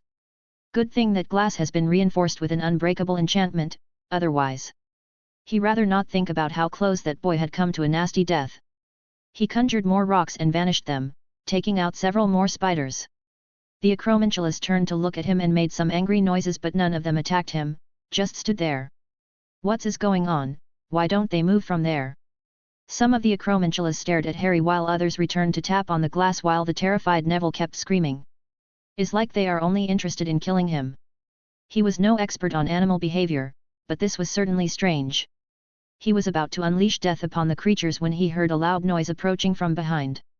He turned his head and saw another Acromentula, but this one was much bigger than the rest. This one was almost half the size of the Aragog he remembers. Its massive body was wide enough to cover most of the hallway. Harry now had around 10 Acromentulas in front of him and one giant one behind. And he had to deal with them before they could slay Neville. Chapter 42, The Professors arrive at the scene. Chapter 42, The Professors arrive at the scene. The giant Acromentula hissed at him while moving its frontal legs in an attempt to intimidate him. The ones behind him did the same. But they did not attack or get closer to Harry. He did not understand the reason for their unusual behavior but did not care either. He had one job to do and he was going to do it. Harry pointed his wand to the floor right beneath the giant Acromentula and then followed it with a swift upward flick.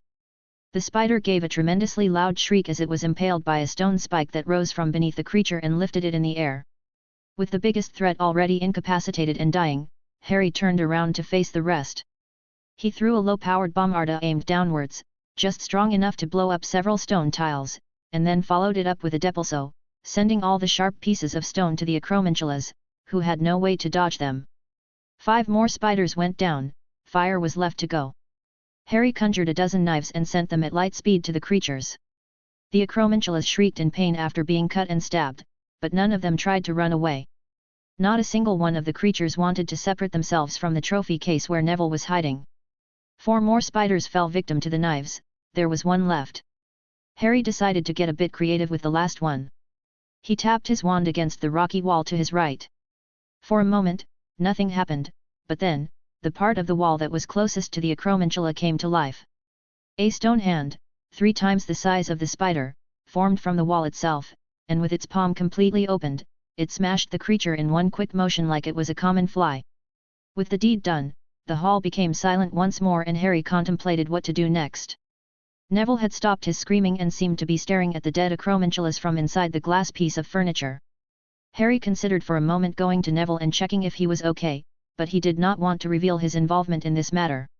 He was confident that Neville had not been able to discern his identity based on the construction of the cabinet he was in. Only the front part was made of glass and Harry never approached that area, instead he killed all the Acromentulas from a good distance. The decision was taken away from him the moment he heard a large number of people getting closer to him. The teachers are already here, fine, I can leave the clean up to them. Harry lifted his wand and disappeared from the hallway before the adults turned the corner. This way, I heard some noises. Professor McGonagall hurried her steps. She let out a loud gasp when she saw the macabre scene. By Merlin! This is... Dumbledore's eyes scanned the hallway meticulously, pointing his wand around until it stopped on the glass cabinet. There is someone there, Dot. He pointed forward. Be careful, that Acromentula is still alive. Warned Snape as he walked from behind the headmaster. They moved as close as possible to the wall and past the twitching giant spider. McGonagall stared at the stone spike that was impaling the creature. This was done with transfiguration.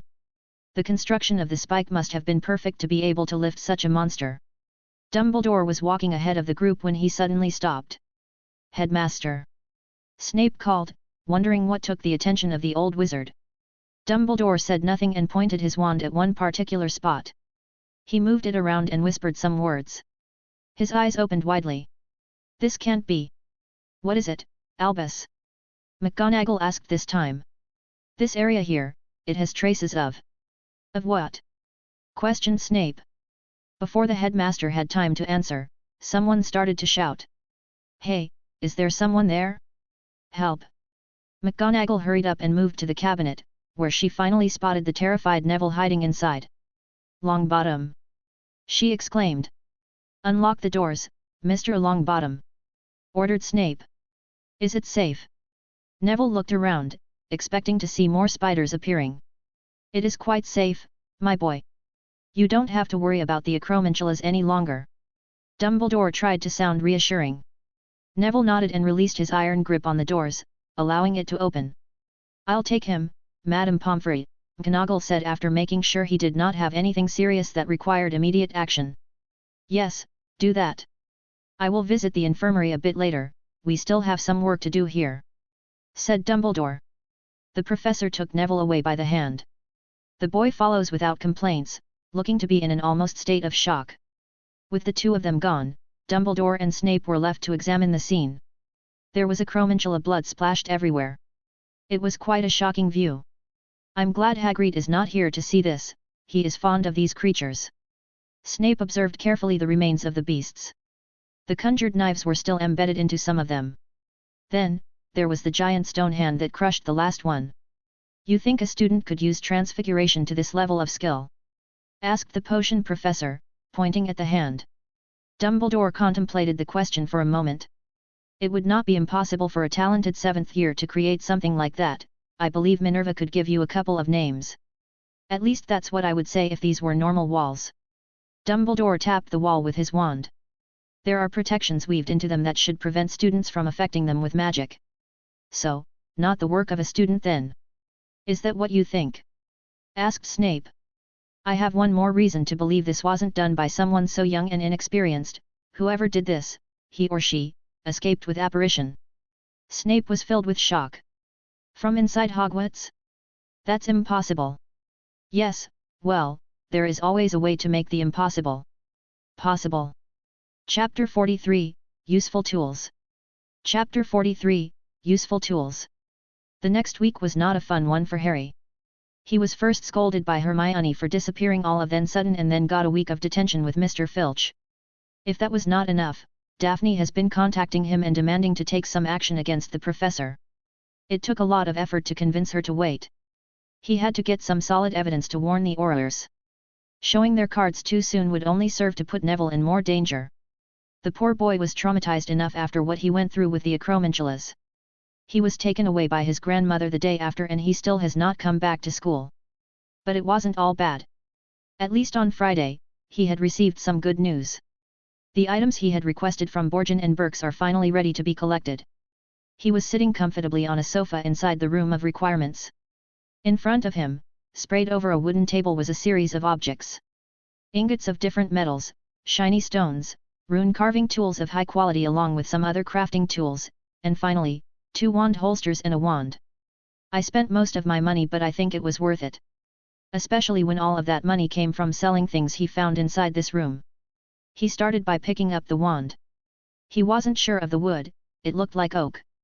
His only requirement for this wand was that it had to be impossible to trace and it needed to have a phoenix feather core. It always had been his most compatible one. He felt the wand bond to himself immediately. As long as the wand had no owner, he would have no issues bonding with it. "It feels a bit weaker than my other wand, but..." He gave it a flick and conjured a blade in front of him. With a swift push, he sent it flying at a tremendous speed until it ended up stabbing one of many shelves of the room. The blade became embedded up to the hilt before disappearing. Harry nodded, looking satisfied. "This will be useful in case I have to fight using less legal spells." In his honest opinion, the Ministry was too strict with its long list of illegal magic. And if he was going to be fighting dark wizards, he was not willing to hold back. He put on one of the holsters on his left hand and stored the other one. He activated a runic cluster on the holster that would prevent it from being seen and placed his spare wand inside. It was better to keep them hidden. A wand holster was not something a student would normally carry. He would only put on the other one when going outside.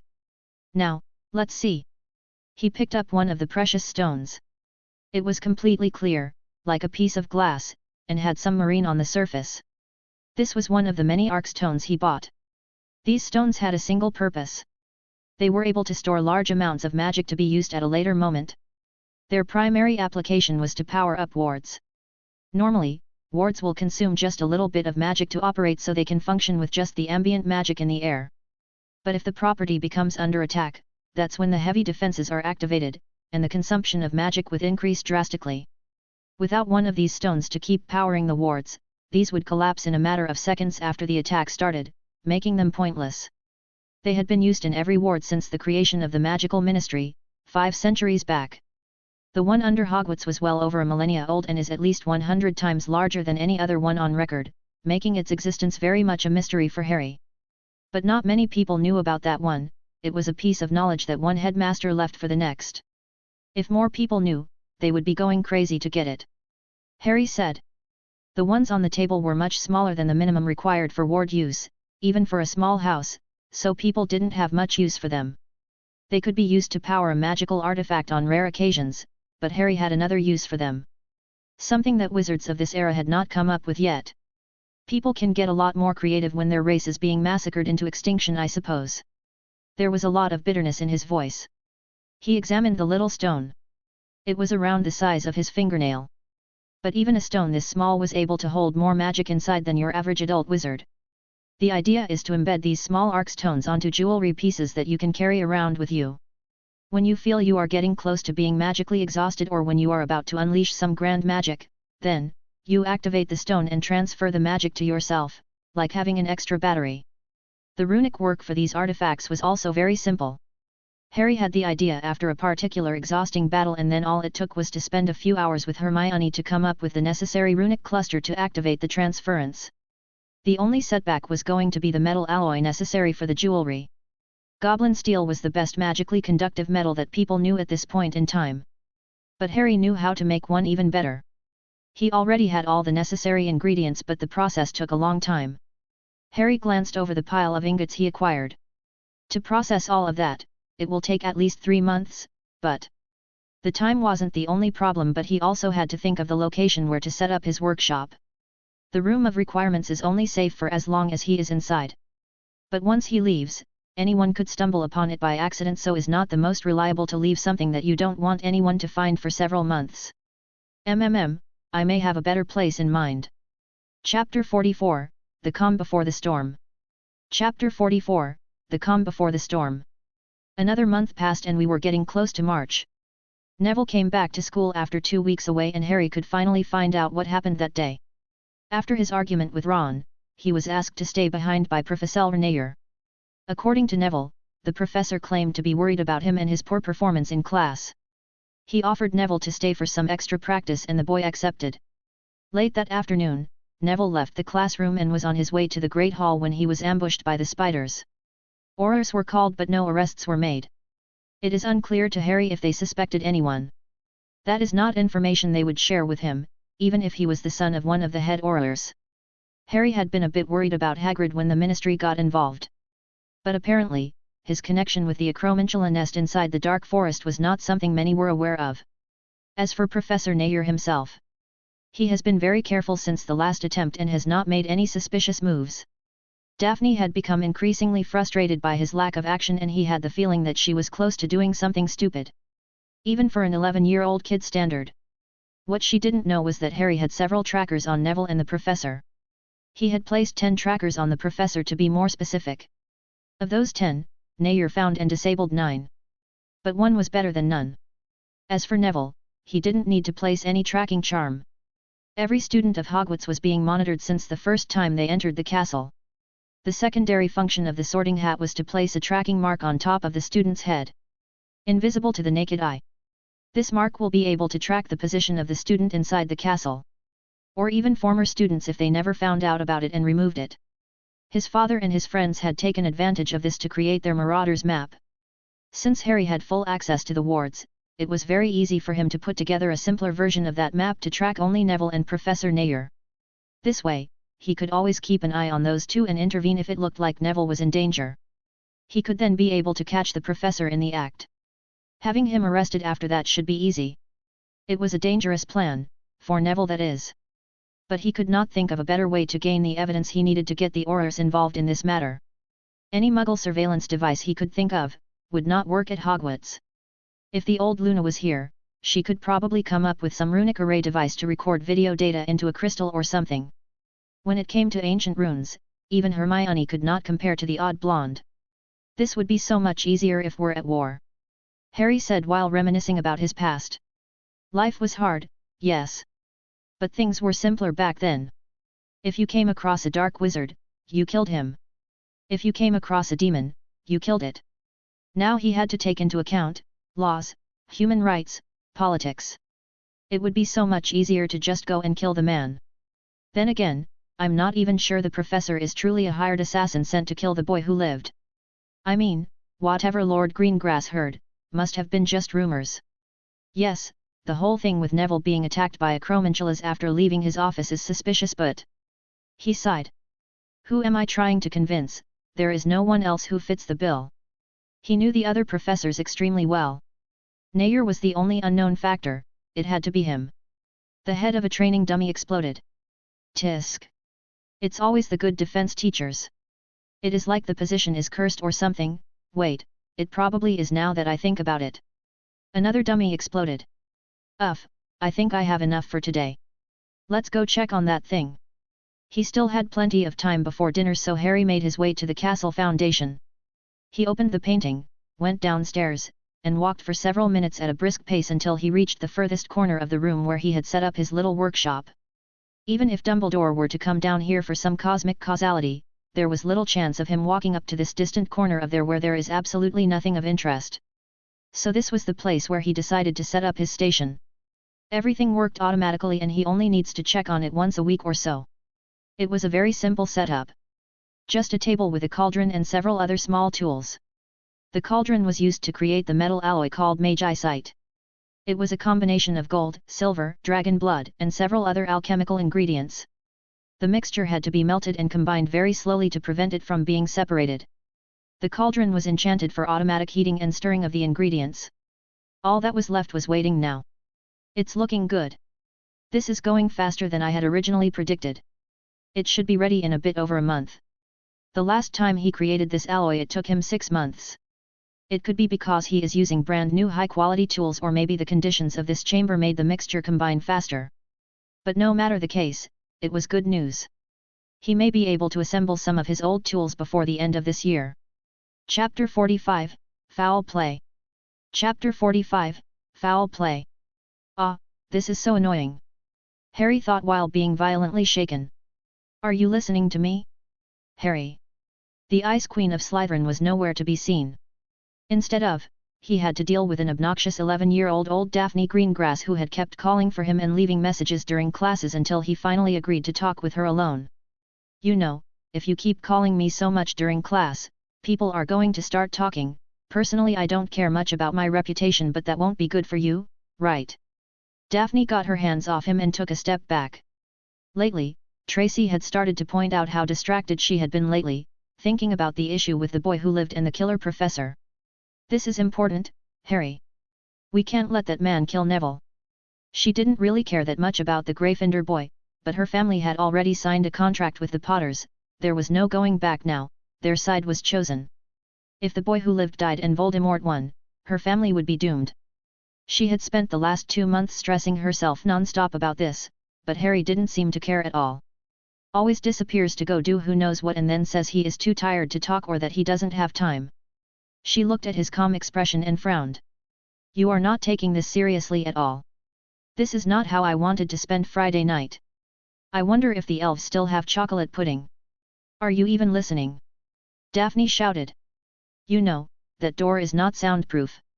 He decided to let her know. You are so frustrating. She shouted even louder than before. Fine, hold on. He reached inside his robes and pulled out a piece of parchment. Maybe she will shut up if I show her. What's that?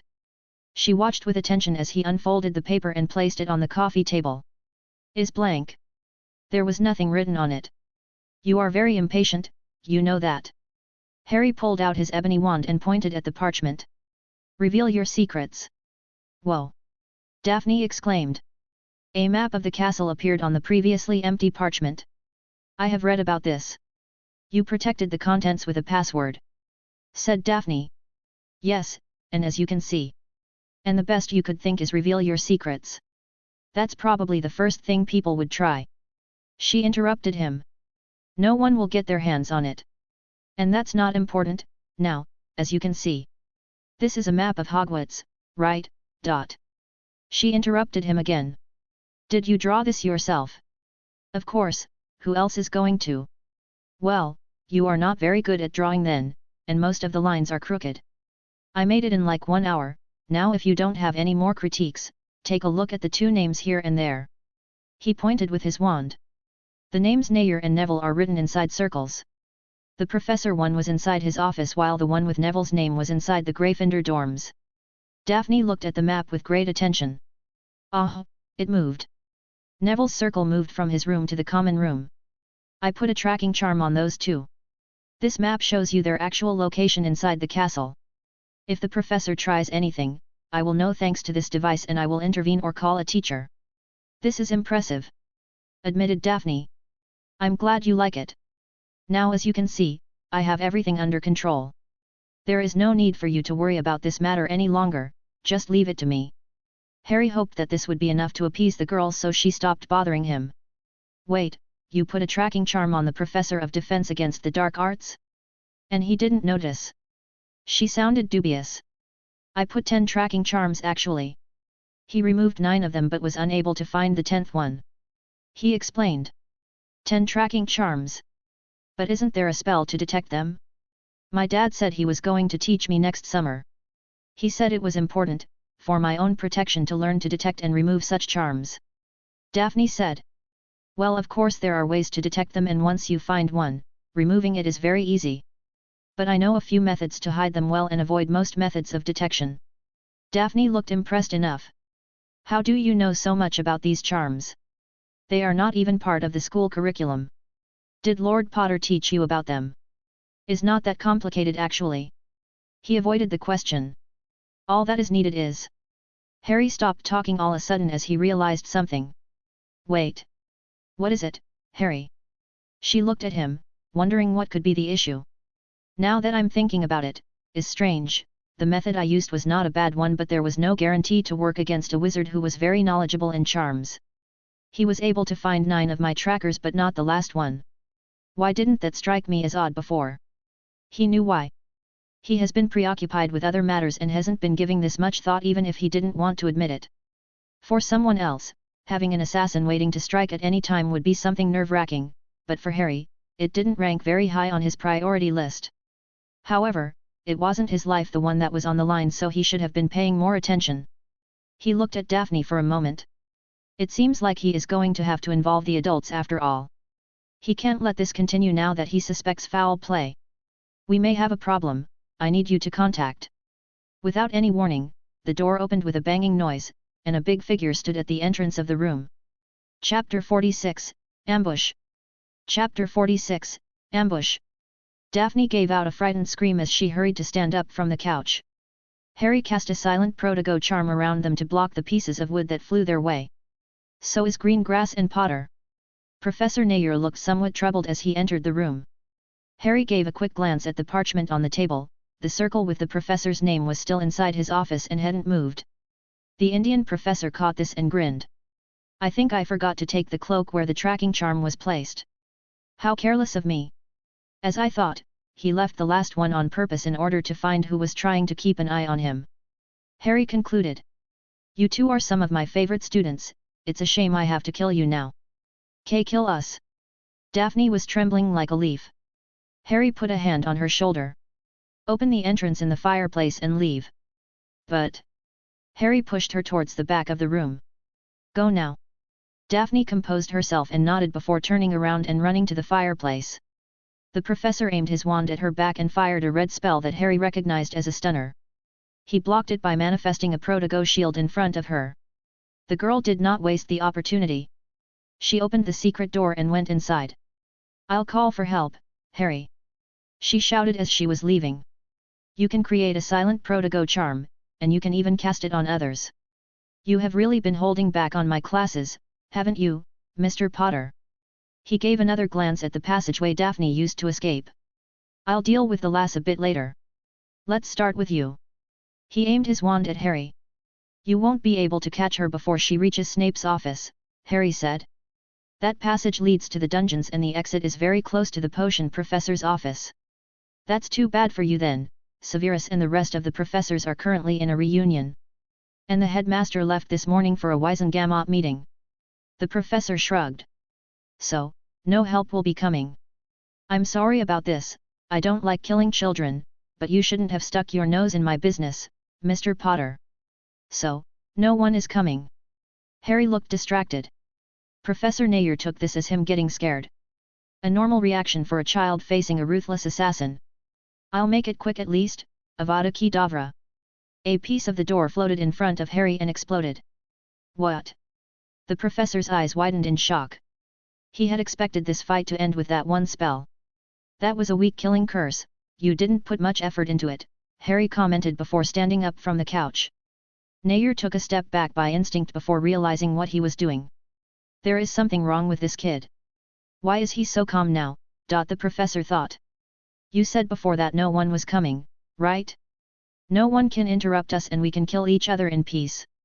When Harry looked at Nair, a small smile appeared on his face. You know how frustrating it was? To play subterfuge, to track you around trying to collect some evidence without hurting anyone or breaking the law. I used to have other people to do those things for me. Harry seemed to be talking more to himself rather than the other man. Nair didn't understand what was wrong with him. He just wanted to end this quickly. Avada Kedavra. Another flash of green light flew to Harry. This time, a rock appeared out of nowhere in front of Harry and blocked the spell. Conjuration. Nair could not believe it, that was N.E.W.T level magic. The rock exploded and its pieces bounced off an invisible shield that he never even noticed Harry cast. He had also missed when Harry had taken out a second wand. I have to admit it, after practicing many fields of magic and studying hundreds of ancient tomes, I only have a talent for one thing when it comes to magic. Harry held both wands out in a peculiar way. He was only holding each wand between his index and heart fingers while keeping his palms open, almost like an orchestra director. He opened both arms out. I guess I should keep it down to legal spells by the ministry standard. I hope I do remember that list correctly. There was a lot of furniture in that room. Couches, chairs, tables, lamps. As soon as Harry moved his wands in a smooth pattern, every single piece of furniture inside the room was shot toward the front of the room where the professor was standing. Nair lifted the strongest shield he could muster and felt everything shaking as couches, tables and other objects impacted his shield at tremendous speeds and shattered in millions of pieces. After the assault ended, the professor looked in awe at the sheer destruction left behind. Had he not poured as much magic as he did to protect himself, he would have ended up being converted into a bloody mess of flesh and bones. What is this? Who are you really? Nair had met in the past some old wizards who used magical rituals to make themselves look very young and wondered if this was one of those. The person in front of him was certainly not a child. Harry looked at him and tilted his head sideways. You know who I am, I'm just Harry Potter, but never mind that. Now that the room is clean, we have more space for our duel. We can begin now. Begin. The professor blurted out. He had already thrown 2 killing curses at him and then was almost crushed to death by furniture. But for Harry that didn't even count as a warm-up. Chapter 47, Triple Casting Style. Chapter 47, Triple Casting Style. Omnia Mutatio. Harry said softly. The defense professor looked at him in perplexity. He had learned a very large amount of spells but had never heard of that one. By the wording, he could guess it was a transfiguration meant to create a change in the physical appearance, but he didn't observe any change in the boy. He did not have time to think longer. Harry aimed both wands at him, each one was going through different motions. And then he heard it. Expelliarmus. Petrificus totalis. Incarcerus. 2 flashes of light and a set of ghostly-looking chains were conjured in an instant. Professor Nair reacted swiftly and put up a shield that blocked the spells and moved away before it shattered, but he was welcomed with another barrage. Locomotor Mortis. Densagio. Tarrant Legra. Expulso. Nair created a wave of condensed air to deflect the 3 curses that Harry threw at him. He recovered his balance and started at the young boy like he was some sort of monster. How are you doing it? How are you casting 3 spells at the same time? He was sure of it, he heard the distinctive voices every time Harry had performed his magic. Serpensortia. Arania. Scorpius. An entourage of venomous creatures appeared next to where he was standing. 2 big green snakes hissed at him and lunged at his legs while spiders and scorpions walked more slowly towards his position. The room was big enough to have some freedom of movement. Unfortunately for him, all of the previous spells cast by Harry had been pushing him against a corner when he found himself unable to escape. Did he plan this far ahead? But he had no time to think about useless stuff. Conf Ringo. The head of one of the snakes blew up into pieces, but the other one was able to get on his side. Shit! Ah! The professor groaned in pain as the snake bit the lower part of his leg. Diffindo. He used the cutting charm to remove the head of the venomous creature. He had to pry open and manually detach the head of the snake from his leg. His limbs trembled, something likely caused by the venom he had been injected. His eyes moved to the rest of the dangerous creatures. They were only a few feet away from him. Incendi. Right as he was about to finish his fire jinx, the wooden floor came to life. He did not have to presume much about the cause of this. Harry used free transfiguration magic on the floor. He detached the wooden planks and used them as an improvised catapult to launch the assortment of venomous creatures at the professors. Several scorpions and spiders attached to his tunic as the muscular man did his best to rid of them. Meanwhile, Harry continues to cast spells on him. Locomotor Mortis. Incarcerus. Langlock. As always, they came in groups of 3. Making it incredibly difficult for the professor to defend himself. Luminous chains attached to Nayer's legs and caused him to fall. His tongue was twisted in an impossible manner, preventing him from uttering a single word while the small creatures continued their assault. Scorpions poked him on his hands and face while spiders got inside his robes and started to bite him with their venomous fangs. Keshav Nayer was a combat veteran who survived countless dangerous situations. He has battled against all sorts of wizards and witches and always came on top. But he knew that this was going to be his last battle. Even if the massive amount of venom didn't kill him, then the boy, no, the thing who was now walking towards him, was not going to let him live. As Harry got closer to him, he noticed something peculiar under the dim lighting of the room. There was something unusual on the palm of his hands. He could not make out what it was until Harry stopped, just a few feet away from where he was lying down. Nayer's eyes opened widely when he saw it. He finally understood how Harry managed to overwhelm his defenses by continuously casting 3 spells at a time. There were 2 disgusting human-looking mouths where the palms of his hands should be. This also explains why Harry was holding his wands in such a bizarre manner. He could not hold them normally as the wands would cover the mouths otherwise. That spell he cast at the beginning, something mutatio, he transformed his own body to be able to cast magic faster. No, is not that simple. Nayer considered. Just adding some extra mouths or arms on your body was not enough to start casting multiple spells at the same time. One's mind would need to keep up and form the spells. These require wand movements, chantings, and mental images. He wanted to ask him who he really was under that disguise. He wanted to know the real name of the wizard who had bested him, but he was unable to form words as he was suffering from the effects of the Langlock jinx. His body was starting to go stiff. Nayer had already lost complete control of his legs and his arms were going next. He knew he did not have much time left. I may not be able to win, but I can go with a bang. Nayer moved his shaky right arm forward, the grip on his wand was still firm as he pointed it at Harry who was now right in front of him. This was the best chance he was going to get. He could not make use of the killing curse as this was one of the few spells that were impossible to cast silently. But there was another very deadly magic he could use in this situation. Nayer focused everything in this spell. This was going to be the last time he performed magic and he wanted to at least take his opponent down with him. Dark flames formed before his wand, creating a sphere of fire that started to grow quickly. A hand made of rock emerged from between the wooden planks and closed on his wand hand, extinguishing the flames and crushing his hand along with his wand. Nayer let out a blood-curdling scream as his flesh and bones were torn apart. You really thought I was going to stand here and let you cast Fian fire? Harry gave his professor an incredulous look. It seems like I overestimated you, Professor Nayer. Anyways, let's end this. I still have to think where to hide your body. One more rock hand appeared beneath his head. Chapter 48, Explanations. Chapter 48, Explanations. Harry looked at the body of his dead professor. That was somewhat underwhelming, to think that it had me worried for a second. The fight with his defense professor had come at an unexpected time. He had hoped to at least be able to complete his magic storage artifacts so he would not have to worry about being magically exhausted. But in the end, he didn't even need to deplete half his magic reserves.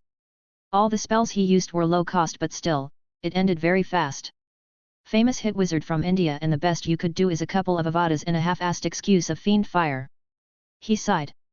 Fine, let's not waste time, Daphne could come back at any moment with the other professors. He first stored his official wand inside his robes. Harry then dispelled all the creatures he had summoned before using a shrinking charm on the corpse of the defense professor. After that, he levitated the body, which was now the size of a peanut, and hid it inside the fireplace's secret entrance. He had several days to find a more permanent location for the corpse, but for the moment it was safe there. Reparo.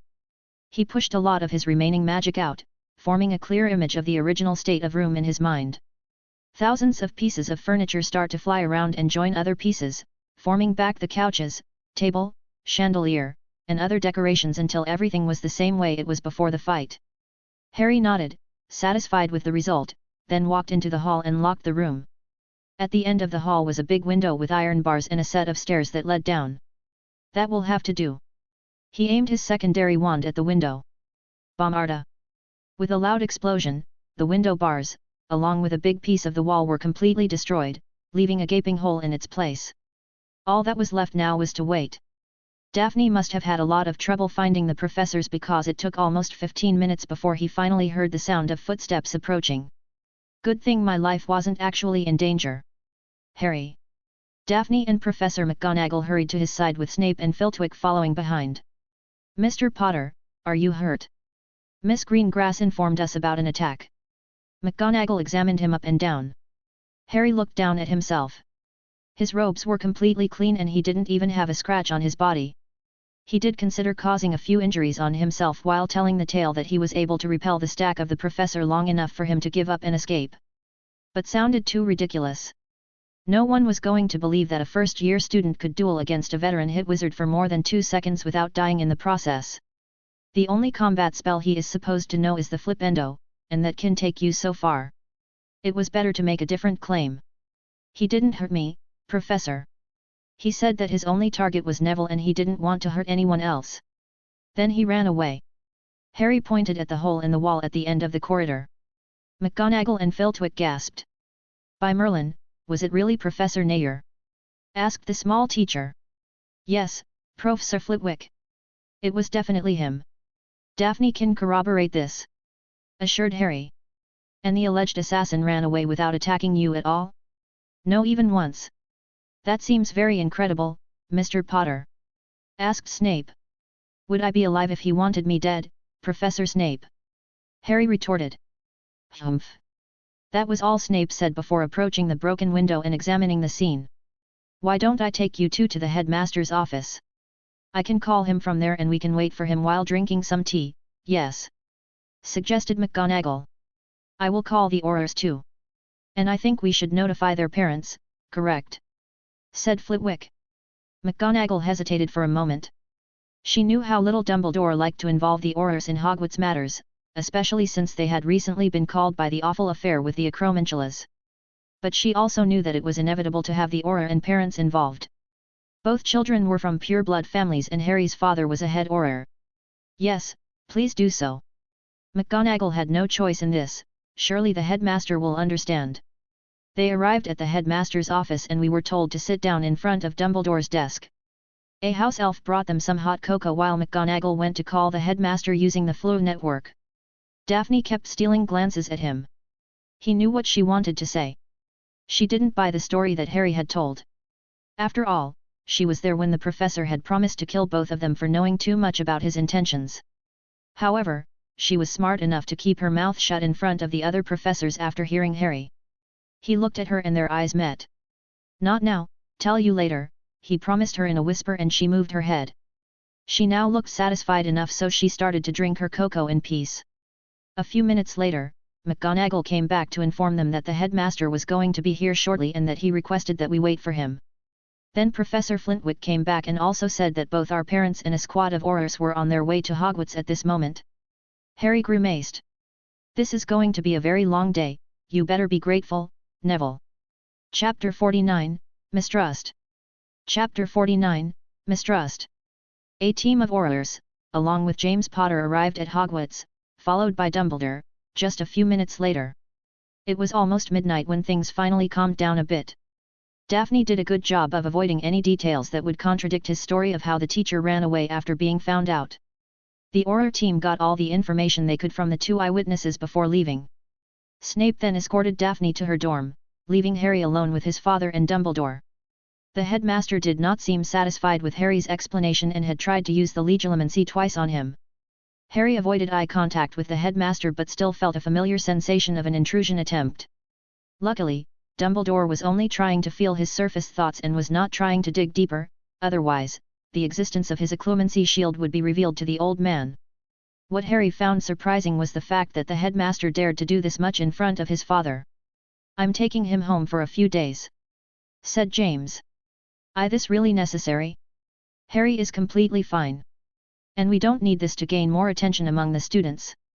Dumbledore was very insistent with Daphne and Harry that today's events must be kept a secret for now. Harry could agree on that. There was no need to cause mass panic. And they will never be able to connect Nair with Lucius Malfoy anyway.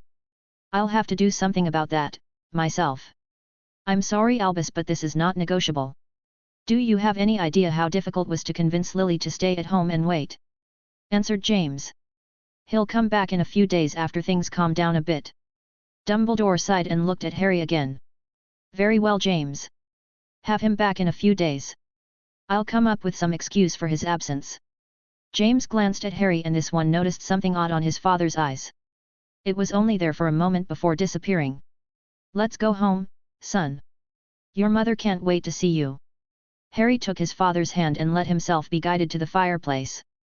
"You remember how to use Floo powder, right? The code is Potter Manor." Harry nodded and took some of the Floo powder in his hands. "Potter Manor." Harry disappeared in a burst of green fire. When he came out of the fireplace, he found himself in an unfamiliar place. He was expecting to arrive at the main hall of the manor, but instead, he was in a spacious but empty room, surrounded by brick walls and only a handful of candles to serve as illumination. He heard the fireplace ignite behind him. "What is this room?" Harry asked. Potter Manor is a fake entry that leads to an underground security room beneath the manor. The real entry is Marauder's Nest. My real son has never traveled by Floo powder, so he had no way of knowing it. "Who are you?"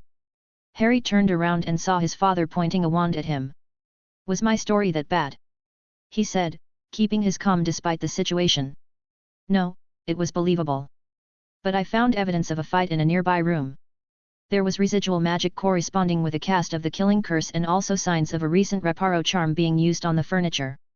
Harry knitted his eyebrows. He didn't know about these detection methods. Moody never explained them to him, they mostly focused on fighting and survival magic. He had wanted to join the Aurors in the past, but the war started again before he had the chance. Now he had to think about what to do next. If it came to it, he was fairly confident in defeating his father. But he would lose his family if he did that. What would be the point of this second chance then? Can I trust him with the truth, or at least some of it? But if he couldn't trust his family, who could he trust then? It has become quite evident that hiding his abilities and intentions is going to backfire. He was sure that his father was not the only one suspicious about him. But Albus Dumbledore is going to be more subtle about it than James Potter. "What happened to my son?" James asked. As much as he wanted to hide his emotions, his eyes betrayed him. "Answer me." "I am your son," said Harry. "My son would never have survived a fight with a veteran hit wizard. I never gave him any training either. I did try, but he hated to study any form of magic, he couldn't even." There was something else James wanted to add but decided not to. "You are right, I am not the son you remember or the son you raised in this house. But I am who I claim to be. I can prove it," offered Harry. James frowned and kept his wand in place. "So you claim to be my son, but not the one I raised? Since I am sure I only had one son, what are you claiming to be, a time traveler or something ridiculous like that?" James said. "No, is even more ridiculous than that," Harry thought. "Why don't I start by proving my identity? May I take my wand out? A magical oath." James guessed his intentions. "Fine, but no sudden moves." Harry did as told. He removed his ebony wand from his robes, leaving the other one inside his holster. He held the wand out for James to see. His father nodded. "Go on." Harry made a smooth wave with his wand.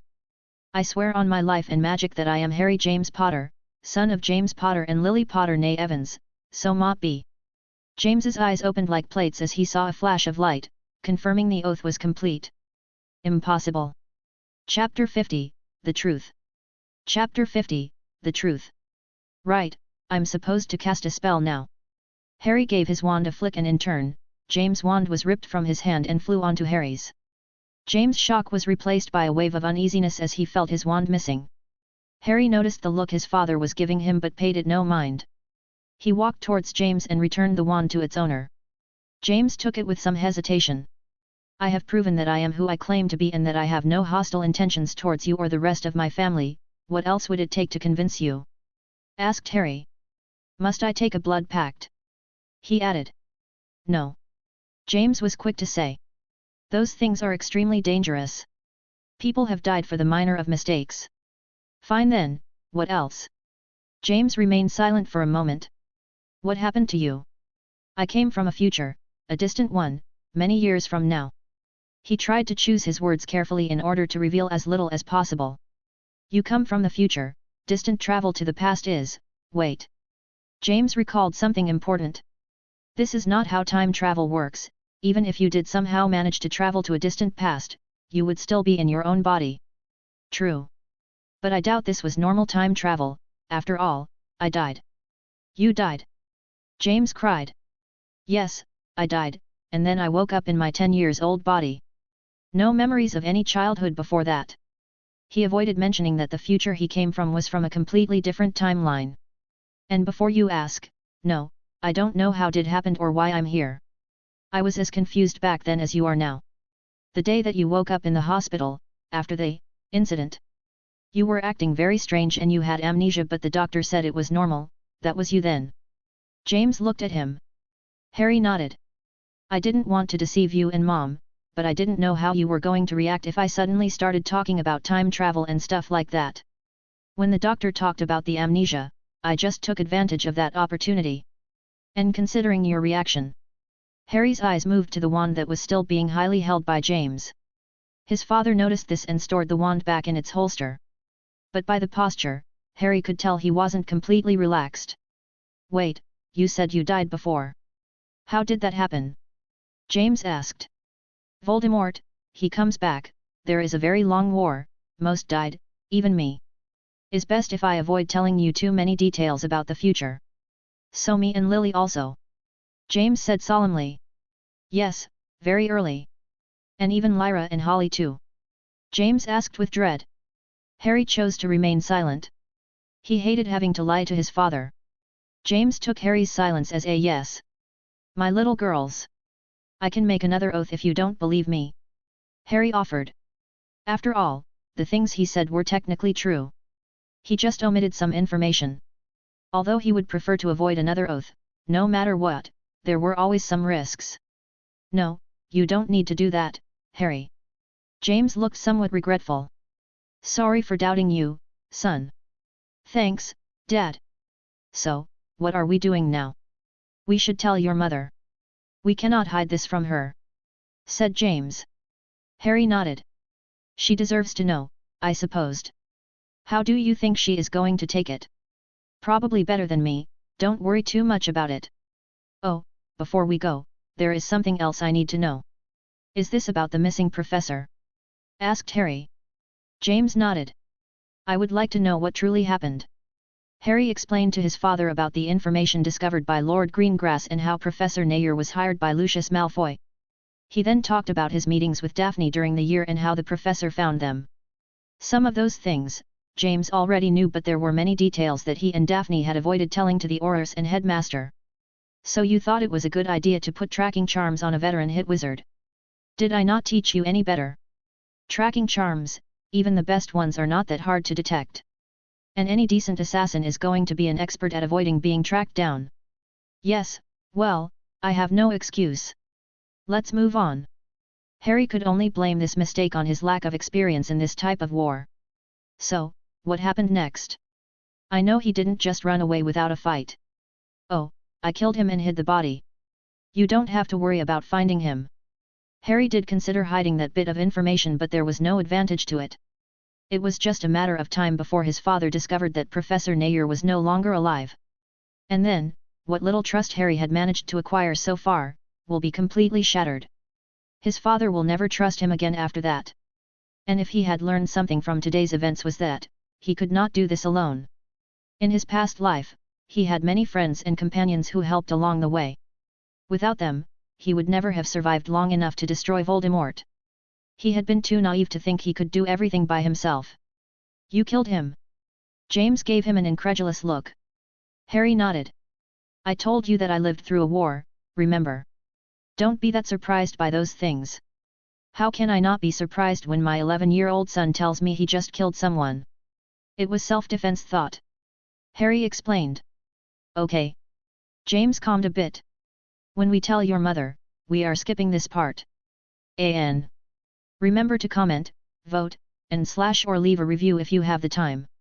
Those things help me a lot and I would really appreciate it.